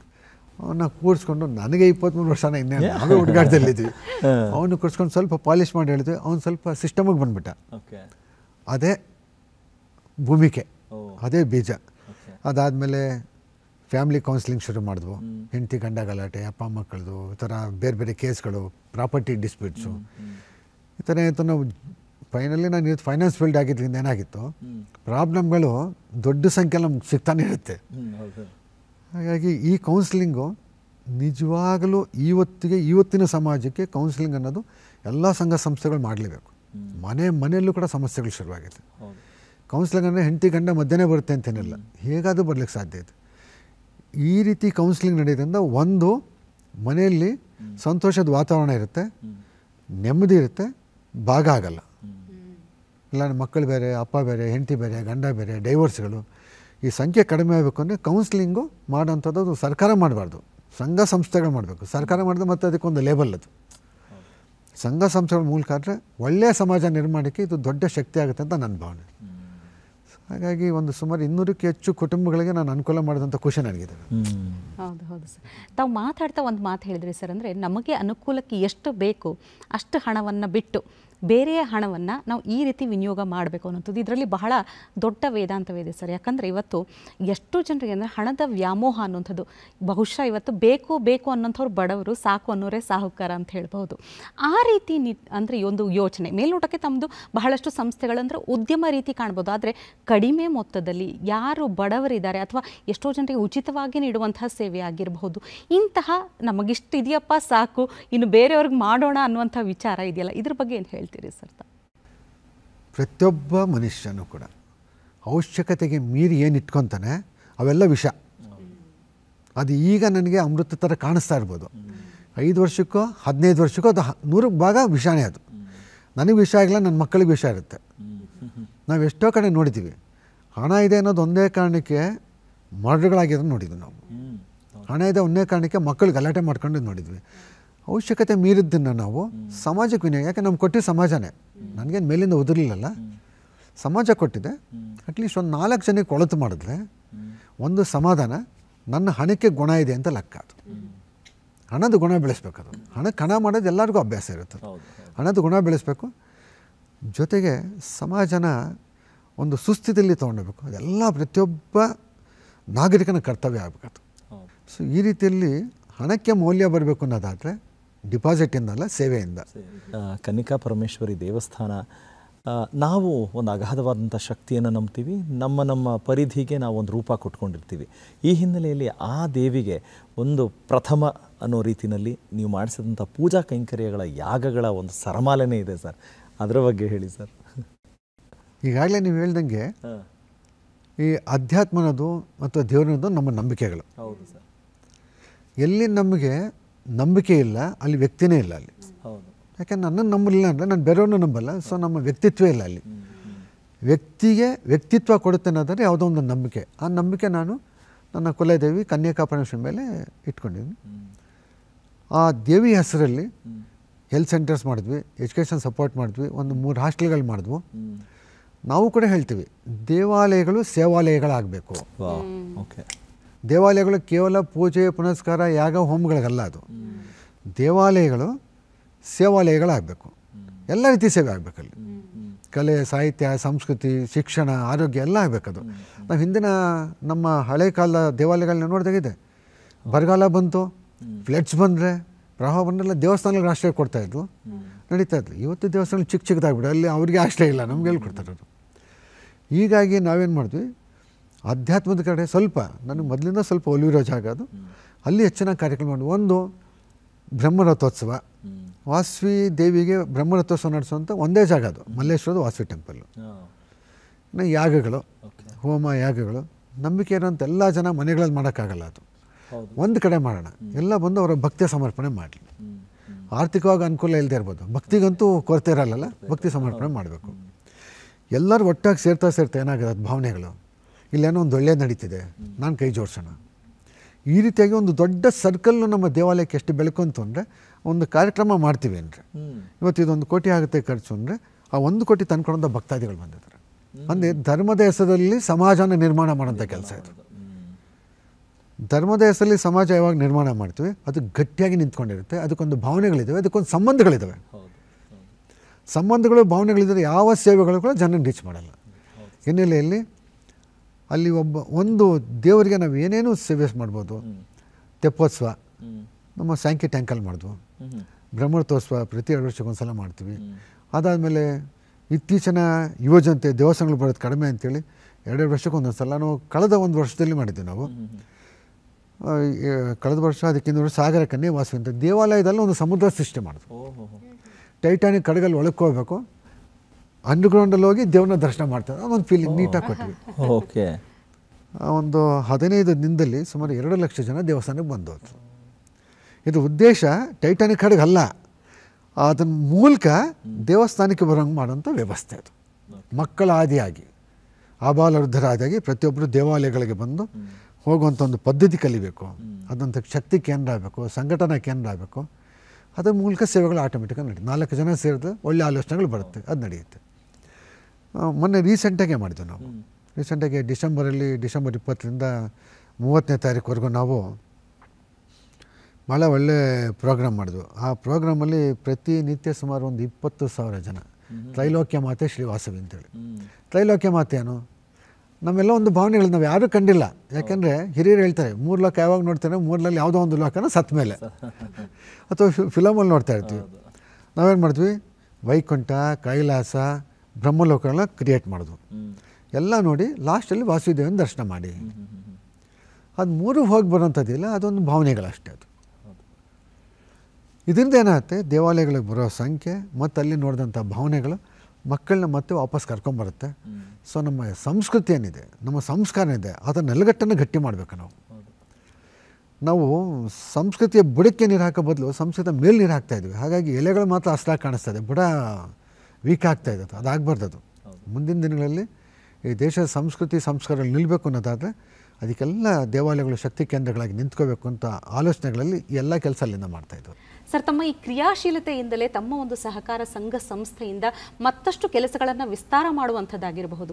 ಬಹಳಷ್ಟು ವಿಷಯಗಳಲ್ಲಿ ಹಿರಿಯ ನಾಗರಿಕರಿಗೆ ಹಸಿವನ್ನು ನೀಗಿಸುವಂಥ ಪುಣ್ಯದ ಕೆಲಸ, ಈಗ ಸೂರನ್ನು ಒದಗಿಸುವಂಥ ಕೆಲಸದ ಬಗ್ಗೆ ಮಾತಾಡೋದಾದರೆ ಬಡ ವಿದ್ಯಾರ್ಥಿಗಳಾಗಿರಬಹುದು, ಉದ್ಯೋಗಸ್ಥ ಮಹಿಳೆಯರಿಗಾಗಿರಬಹುದು, ಸೂರನ್ನು ಒದಗಿಸುವಂಥದ್ದು, ಈ ನಿಟ್ಟಿನ ಕೆಲಸಗಳ ಬಗ್ಗೆ ಹೇಳಿ ಸರ್. ನಾವು ಉದ್ಯೋಗಸ್ಥ ಮಹಿಳಾ ವಸತಿ ಗೃಹ ಅಂತ ಮಾಡಿದ್ದು 1993. ಆ ಟೈಮಲ್ಲಿ ಇಂಥ ಪಿ ಜಿಗಳು ಯಾವುದಿರಲಿಲ್ಲ. ಹೊರಗಡೆಯಿಂದ ಯಾರು ಹೆಣ್ಮಕ್ಳು ಬರ್ತಾರೆ, ಬೆಂಗಳೂರಲ್ಲಿ ಇದ್ದು ಅವರು ಸ್ವಲ್ಪ ಒಳ್ಳೆಯ ವಾತಾವರಣ ಇರಬೇಕು ಅವ್ರಿಗೆ, ಜೊತೆಗೆ ಕಡಿಮೆ ಬೆಲೆಯಲ್ಲಿ ಇರಬೇಕು. ಯಾಕಂದರೆ ಅಲ್ಲಿ ಬಂದಾಗ ಸಂಬಳ ಸಿಗ್ತಾಯಿದ್ದು ಆ ಕಾಲದ ನಾನು ಹೇಳಿದ್ರೆ 500 ರೂಪಾಯಿ, 800 ರೂಪಾಯಿ, 1000 ರೂಪಾಯಿ ಕೊಟ್ಬಿಟ್ರೆ ತುಂಬ ದೊಡ್ಡ ಸ್ಯಾಲ್ರಿ. ಅಂಥ ಹೆಣ್ಮಕ್ಳಲ್ಲಿ ಬಂದಾಗ ಅವ್ರಿಗೆ ಸೇಫ್ಟಿ ಬೇಕಾಗಿತ್ತು. ಹಾಗಾಗಿ ಬೆಂಗಳೂರಿನ ವಿಶ್ವೇಶ್ವರದಲ್ಲಿ ಮೊದಲನೇದಾಗಿ ಇದೊಂದು ಕಾರ್ಯಕ್ರಮ ಮಾಡ್ತೇವೆ ನಾವು. ಮಾಡ್ದೇ ತಿಂಗಳಿಗೆ 250 ರೂಪಾಯಿ ತೊಗೊತಾಯಿದ್ವು ನಾವು. ಊಟ ವಸತಿ ಎಲ್ಲ ಅಲ್ಲಿ ವ್ಯವಸ್ಥೆ ಕೊಡ್ತಾಯಿದ್ವು ನಾವು. ಈ ರೀತಿಯಲ್ಲಿ ಒಂದು 30 ಜನಕ್ಕೆ ಮಾಡಿದ್ವಿ. ಇವತ್ತು ಅದು ಬೆಳೆದು ಒಂದು 80 ಜನಕ್ಕೆ ಹಾಸ್ಟೆಲ್ ಮಾಡಿದ್ವಿ ಅದನ್ನು ನಾವು. ಇದ್ರ ಜೊತೆಗೆ ಇನ್ನೊಂದು ಮಾಡಿದ್ವಿ ನಾವು. ಕೊರೋನಾ ಟೈಮಲ್ಲಿ ತಾವೆಲ್ಲ ನಮ್ಗೆ ಗೊತ್ತಿದೆ, ಎಷ್ಟೋ ಜನ ಮಕ್ಕಳು ತಂದೆ ತಾಯಿನ ಕಳ್ಕೊಂಬಿಟ್ರು, ಮಕ್ಕಳು ಅನಾಥ ಆಯ್ತು ಅಂತ ಟಿ ವಿಗಳಲ್ಲಿ ನೋಡ್ತಾ ನಾವೊಂದು ವಾಸವಿ ಕರುಣಾಶ್ರಯ ಅಂತ ಪ್ರಾರಂಭ ಮಾಡಿದ್ವು. ಅದೆಲ್ಲಿ ಹುಣಸೂರಲ್ಲಿ ಮಾಡಿದ್ವು, ಒಂದು 4.5 ಎಕರೆ ವಿಶಾಲವಾದ ಜಾಗದಲ್ಲಿ. ಯಾರು ತಂದೆ ತಾಯಿನ ಕಳ್ಕೊಂಡ್ರೆ ಮಕ್ಕಳಿದ್ದಾರೆ ಅವರಲ್ಲಿ ಬಂದು ಸೇರ್ಬೋದು. ಮಕ್ಕಳನ್ನ ಕಳ್ಕೊಂಡಂಥ ಹಿರಿಯ ನಾಗರಿಕರಿದ್ದಾರೆ, ಅವ್ರಿಗೆ ಕಷ್ಟ ಇದೆ, ಅವರಲ್ಲಿ ಬರ್ಬೋದು. ಅದು ಒಂದು ವೃದ್ಧಾಶ್ರಮವನ್ನು ಮಾಡಿದ್ವಿ, ಒಂದು ಕರುಣಾಶ್ರಯನ ಮಾಡಿದ್ವಿ. ಅಲ್ಲಿ ಈಗಾಗ ನಮ್ಮ ಹತ್ರ ಸುಮಾರು ಒಂದು 26-27 ಜನ ಹಿರಿಯ ನಾಗರಿಕರು ಮತ್ತು ಮಕ್ಕಳಿದ್ದಾರೆ. ಅದು 4.5 ಎಕರೆಯಲ್ಲಿ ಭಾಳ ಬ್ಯೂಟಿಫುಲ್ಲಾಗಿ ಒಂದು ರೆಸಾರ್ಟ್ ಇದ್ದಂಗಿದೆ, ಆ ಜಾಗದಲ್ಲಿ ಮಾಡಿಕೊಟ್ಟಿದ್ವಿ. ಅಲ್ಲೊಂದು ಗೋಶಾಲೆ ಕೂಡ ನಡೆಸ್ತಾಯಿದ್ವಿ. ಇದು ಯಾಕೆ ಹೇಳ್ದೇನೆ ಅಂದರೆ ಇದೆಲ್ಲ ವಿಸ್ತೃತ ಭಾಗ. ವಿದ್ಯಾರ್ಥಿಗಳಿಗಾಯ್ತು, ವಿದ್ಯಾರ್ಥಿಗಳಾದಮೇಲೆ ಮಕ್ಕಳಿಗೆ, ಜೊತೆಗೆ ವಯಸ್ಸಾದ್ಮೇಲೆ ಏನು ಮಾಡಬೇಕು ಅವರು ಮಕ್ಕಳು ನೋಡ್ಕೊಂಡಿಲ್ಲ, ಅದಕ್ಕೊಂದು ವ್ಯವಸ್ಥೆ ಮಾಡಿಟ್ಟಿದ್ವಿ. ಸೊ ಭಾಳ ಚೆನ್ನಾಗಿ ನಡೀತಿದೆ ಅದು. ಅಲ್ಲೂ ಕೂಡ ಭಾಳ ತುಂಬ ಕಡಿಮೆ ಶುಲ್ಕ ಅಥವಾ ತುಂಬ ಏನಿಲ್ಲ ಅಂದವ್ರಿಗೆ ಉಚಿತವಾಗೂ ಕೂಡ ಅಲ್ಲಿ ಕೊಡ್ತಾ ಬರ್ತಾಯಿದ್ವಿ ಅಲ್ಲಿ. ಸರ್, ಒಟ್ಟಾರೆಯಾಗಿ ನೀವು ಮಾತಾಡಬೇಕಾದ್ರೆ ಸಹಕಾರ ಅನ್ನೋದು ನಿಮ್ಮ ಬದುಕಿನಲ್ಲಿ ಅತಿ ದೊಡ್ಡದಾದಂಥ ಪ್ರಭಾವ ಬೀರಿದೆ ಅಂತ. ಮತ್ತು ಮನೆ ಕುಟುಂಬದ ಬಗ್ಗೆ ಹೇಳಿದಾಗಲೂ ಅಲ್ಲಿ ಸಹಕಾರ ಇದ್ದಿದ್ದು ಮತ್ತು ನಮ್ಮ ಅಪ್ಪ ಅಮ್ಮ ಹೇಳ್ಕೊಟ್ಟಿದ್ದು ಅಂತ ಹೇಳ್ತೀರಾ. ಸೊ ಹಾಗಾಗಿ ನಮಗೆ ಕುತೂಹಲ ಏನಂತ ಹೇಳಿದ್ರೆ ಇಡೀ ನಿಮ್ಮ ಕುಟುಂಬದ ಬಗ್ಗೆ ತಿಳ್ಕೋಬೇಕು ಅಂತ. ಸರ್ ಹೇಳಿ ಸರ್, ನಿಮ್ಮ ಕುಟುಂಬದ ಬಗ್ಗೆ. ನಮ್ಮದು ಒಟ್ಟು ಕುಟುಂಬ. ಓಕೆ. ಇವತ್ತು ಕೂಡ ನಾವು 21 ಜನ ಒಂದೇ ಬಿಲ್ಡಿಂಗ್ ಒಂದೇ ಸೂರಲ್ಲಿದ್ದೀವಿ ನಾವು. ಹೌದಾ ಸರ್? 21 ಜನ. ಅಸಹಾಯಕತೆ ಸೃಷ್ಟಿಯಿಂದ ಅವತ್ತಿಂದ ಬಂದವರು ನಾವು. ಇವತ್ತಿಗೆ ಭಗವಂತ ನಮಗೆ ಎಲ್ಲ ಅನುಕೂಲ ಕೊಟ್ಟರು ಕೂಡ ನಾವು 3 ಜನ ಅಣ್ಣ ತಮ್ಮಂದರು, ನಮ್ಮ ಮಕ್ಕಳು, ಅವರ ಮಕ್ಕಳು, ಅವರ ಮಕ್ಕಳು. ಅಂದರೆ ನಮ್ಮ ತಾಯಿಯವರಿದ್ದಾರೆ, ಆಕೆ ಈಗ 90 ವಯಸ್ಸಿನವರು. ಅಂಥಲ್ಲಿ ನಾವೆಲ್ಲ ಒಟ್ಟಾಗಿದ್ದು ಒಟ್ಟು ವ್ಯವಸ್ಥೆಯಲ್ಲಿ, ಒಟ್ಟು ವ್ಯವಹಾರದಲ್ಲಿ ಜೊತೆಲಿದ್ದು ನಾವು.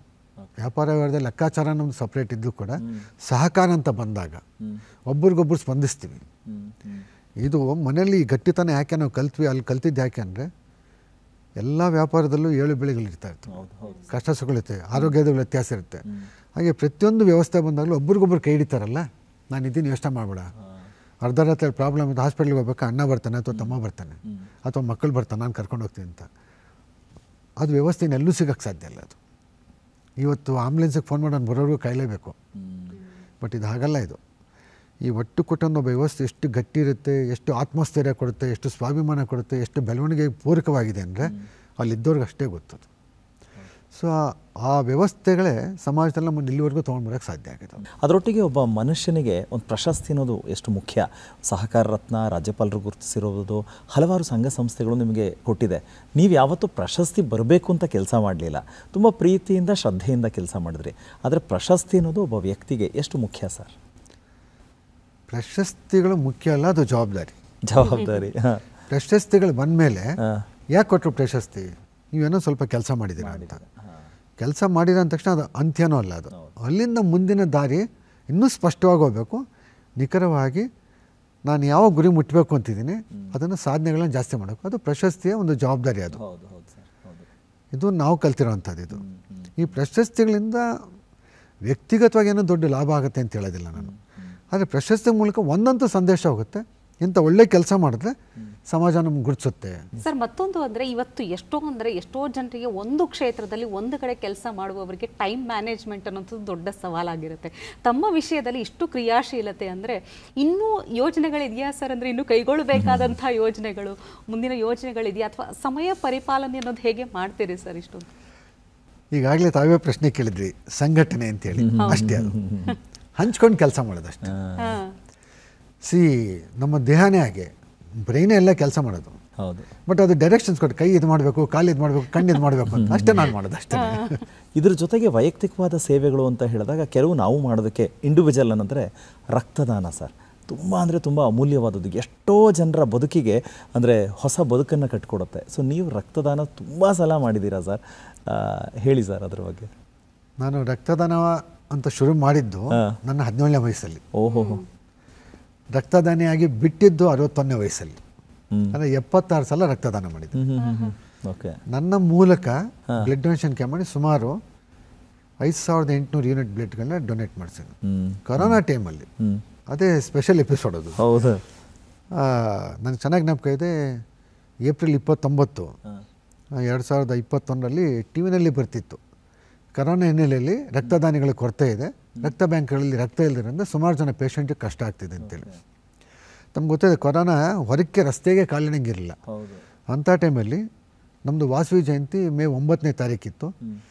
ಮೇ 3ರಿಂದ ಮೇ 10ನೇ ತಾರೀಕು ವಾಸವಿ ಸಪ್ತಾಹ ಅಂತ ಮಾಡಿ ಇಡೀ ರಾಜ್ಯದಲ್ಲಿ ಎಲ್ಲೆಲ್ಲಿ ಸಾಧ್ಯ ಆಯ್ತೋ ಬ್ಲಡ್ ಡೊನೇಷನ್ ಕ್ಯಾಂಪ್ ಮಾಡಿ ನಾವೆಲ್ಲ ರಕ್ತ ಕಲೆಕ್ಟ್ ಮಾಡಿ ಕೊಡಬೇಕಂತೇಳಿ. ಇಡೀ ರಾಜ್ಯದಲ್ಲಿ ಸಾಕಷ್ಟು ಜನ ನಮ್ಮನ್ನು ಬೈಕೊಂಡ್ರು. ಬಟ್ ತುಂಬ ಖುಷಿಯಾಗಿದ್ದಂದರೆ ಸರ್ಕಾರ ಕೂಡ ಸಹಕಾರ ಕೊಡ್ತಾವಾಗ ಒಂದು ಸರ್ಕ್ಯುಲರ್ ಕಳಿಸಿ ಅವ್ರು ಬ್ಲಡ್ ಡೊನೇಷನ್ಗೆ ಸಹಕಾರ ಕೊಡಿ ಅಂತೇಳಿ 56 ಕಡೆ ನಾವು ಬ್ಲಡ್ ಡೊನೇಷನ್ ಕ್ಯಾಂಪ್ ಮಾಡಿದ್ವಿ.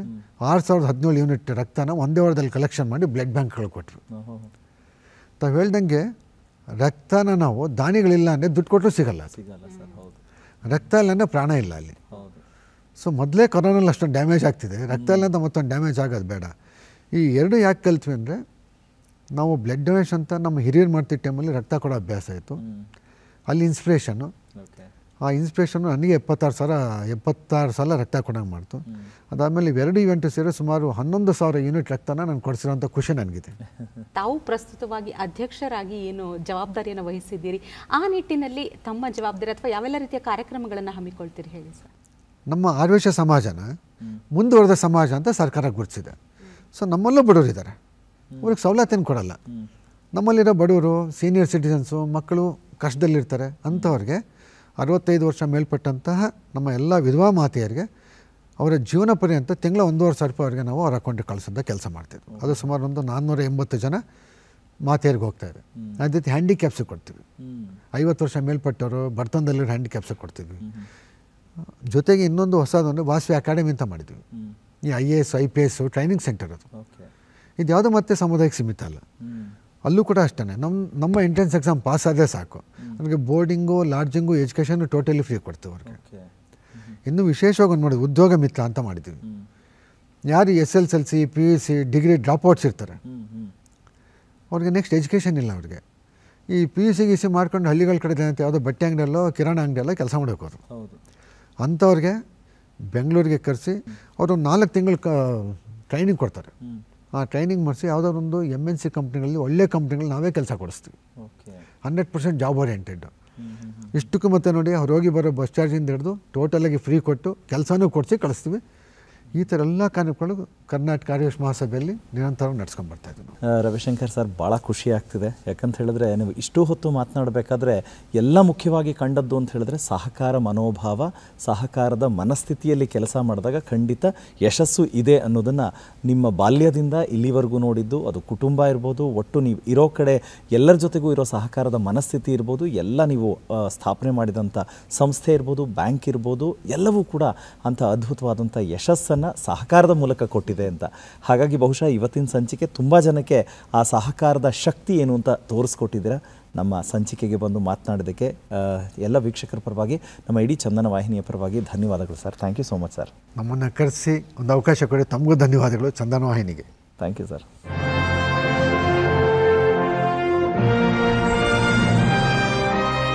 ನೋಡಿದ್ರಲ್ಲ ವೀಕ್ಷಕರೇ, ಒಬ್ಬ ವ್ಯಕ್ತಿ ತಮ್ಮ ಜೀವಿತಾವಧಿಯಲ್ಲಿ ಎಷ್ಟು ಪರೋಪಕಾರಿ ಕೆಲಸಗಳನ್ನು ಮಾಡಬಹುದು, ಸಮಾಜಮುಖಿ ಕಾರ್ಯಗಳನ್ನು ಕೈಗೊಳ್ಳಬಹುದು ಅನ್ನೋದಕ್ಕೆ ಸಾಕ್ಷಿಯಾಗಿ ಇವತ್ತಿನ ನಮ್ಮ ಅತಿಥಿಯಾಗಿದ್ದಾರೆ. ಬಹುಶಃ ಏನಂದರೆ, ನಮಗೋಸ್ಕರ ಅಲ್ಲ, ಸಮಾಜದ ಅಂದರೆ ನಮ್ಮ ಹುಟ್ಟು, ನಮ್ಮ ಜೀವನ ಇನ್ನೊಬ್ಬರ ಜೀವನಕ್ಕೆ ಒಂದಷ್ಟು ಆಸರೆ ಆಗುತ್ತಾ, ಇನ್ನೊಬ್ಬರ ಜೀವನದಲ್ಲಿ ಒಂದಷ್ಟು ಉತ್ಸಾಹ ತುಂಬುತ್ತಾ, ಅದು ನಿಜವಾದ ಸಾರ್ಥಕ ಬದುಕು ಅನ್ನುವಂಥ ಭಾವವನ್ನು ಇವತ್ತಿನ ಸಂಚಿಕೆ ಮೂಡಿಸಿದೆ. ಹಾಗಾದರೆ ಪ್ರತಿಯೊಬ್ಬ ಅನುಕೂಲಸ್ಥರು ಕೂಡ ಇದಕ್ಕೆ ಕೈ ಜೋಡಿಸಿದರೆ ಸಮಾಜ ಇನ್ನಷ್ಟು ಸುಧಾರಣೆ ಆಗುತ್ತೆ ಅಂತ ಹೇಳ್ತಾ ಇವತ್ತಿನ ಕಾರ್ಯಕ್ರಮ ಮುಗಿಸ್ತಾ ಇದ್ದೀವಿ. ಮುಂದಿನ ವಾರ ಮತ್ತೊಬ್ಬ ಅತಿಥಿಯೊಂದಿಗೆ ಭೇಟಿಯಾಗೋಣ. ನಮಸ್ಕಾರ.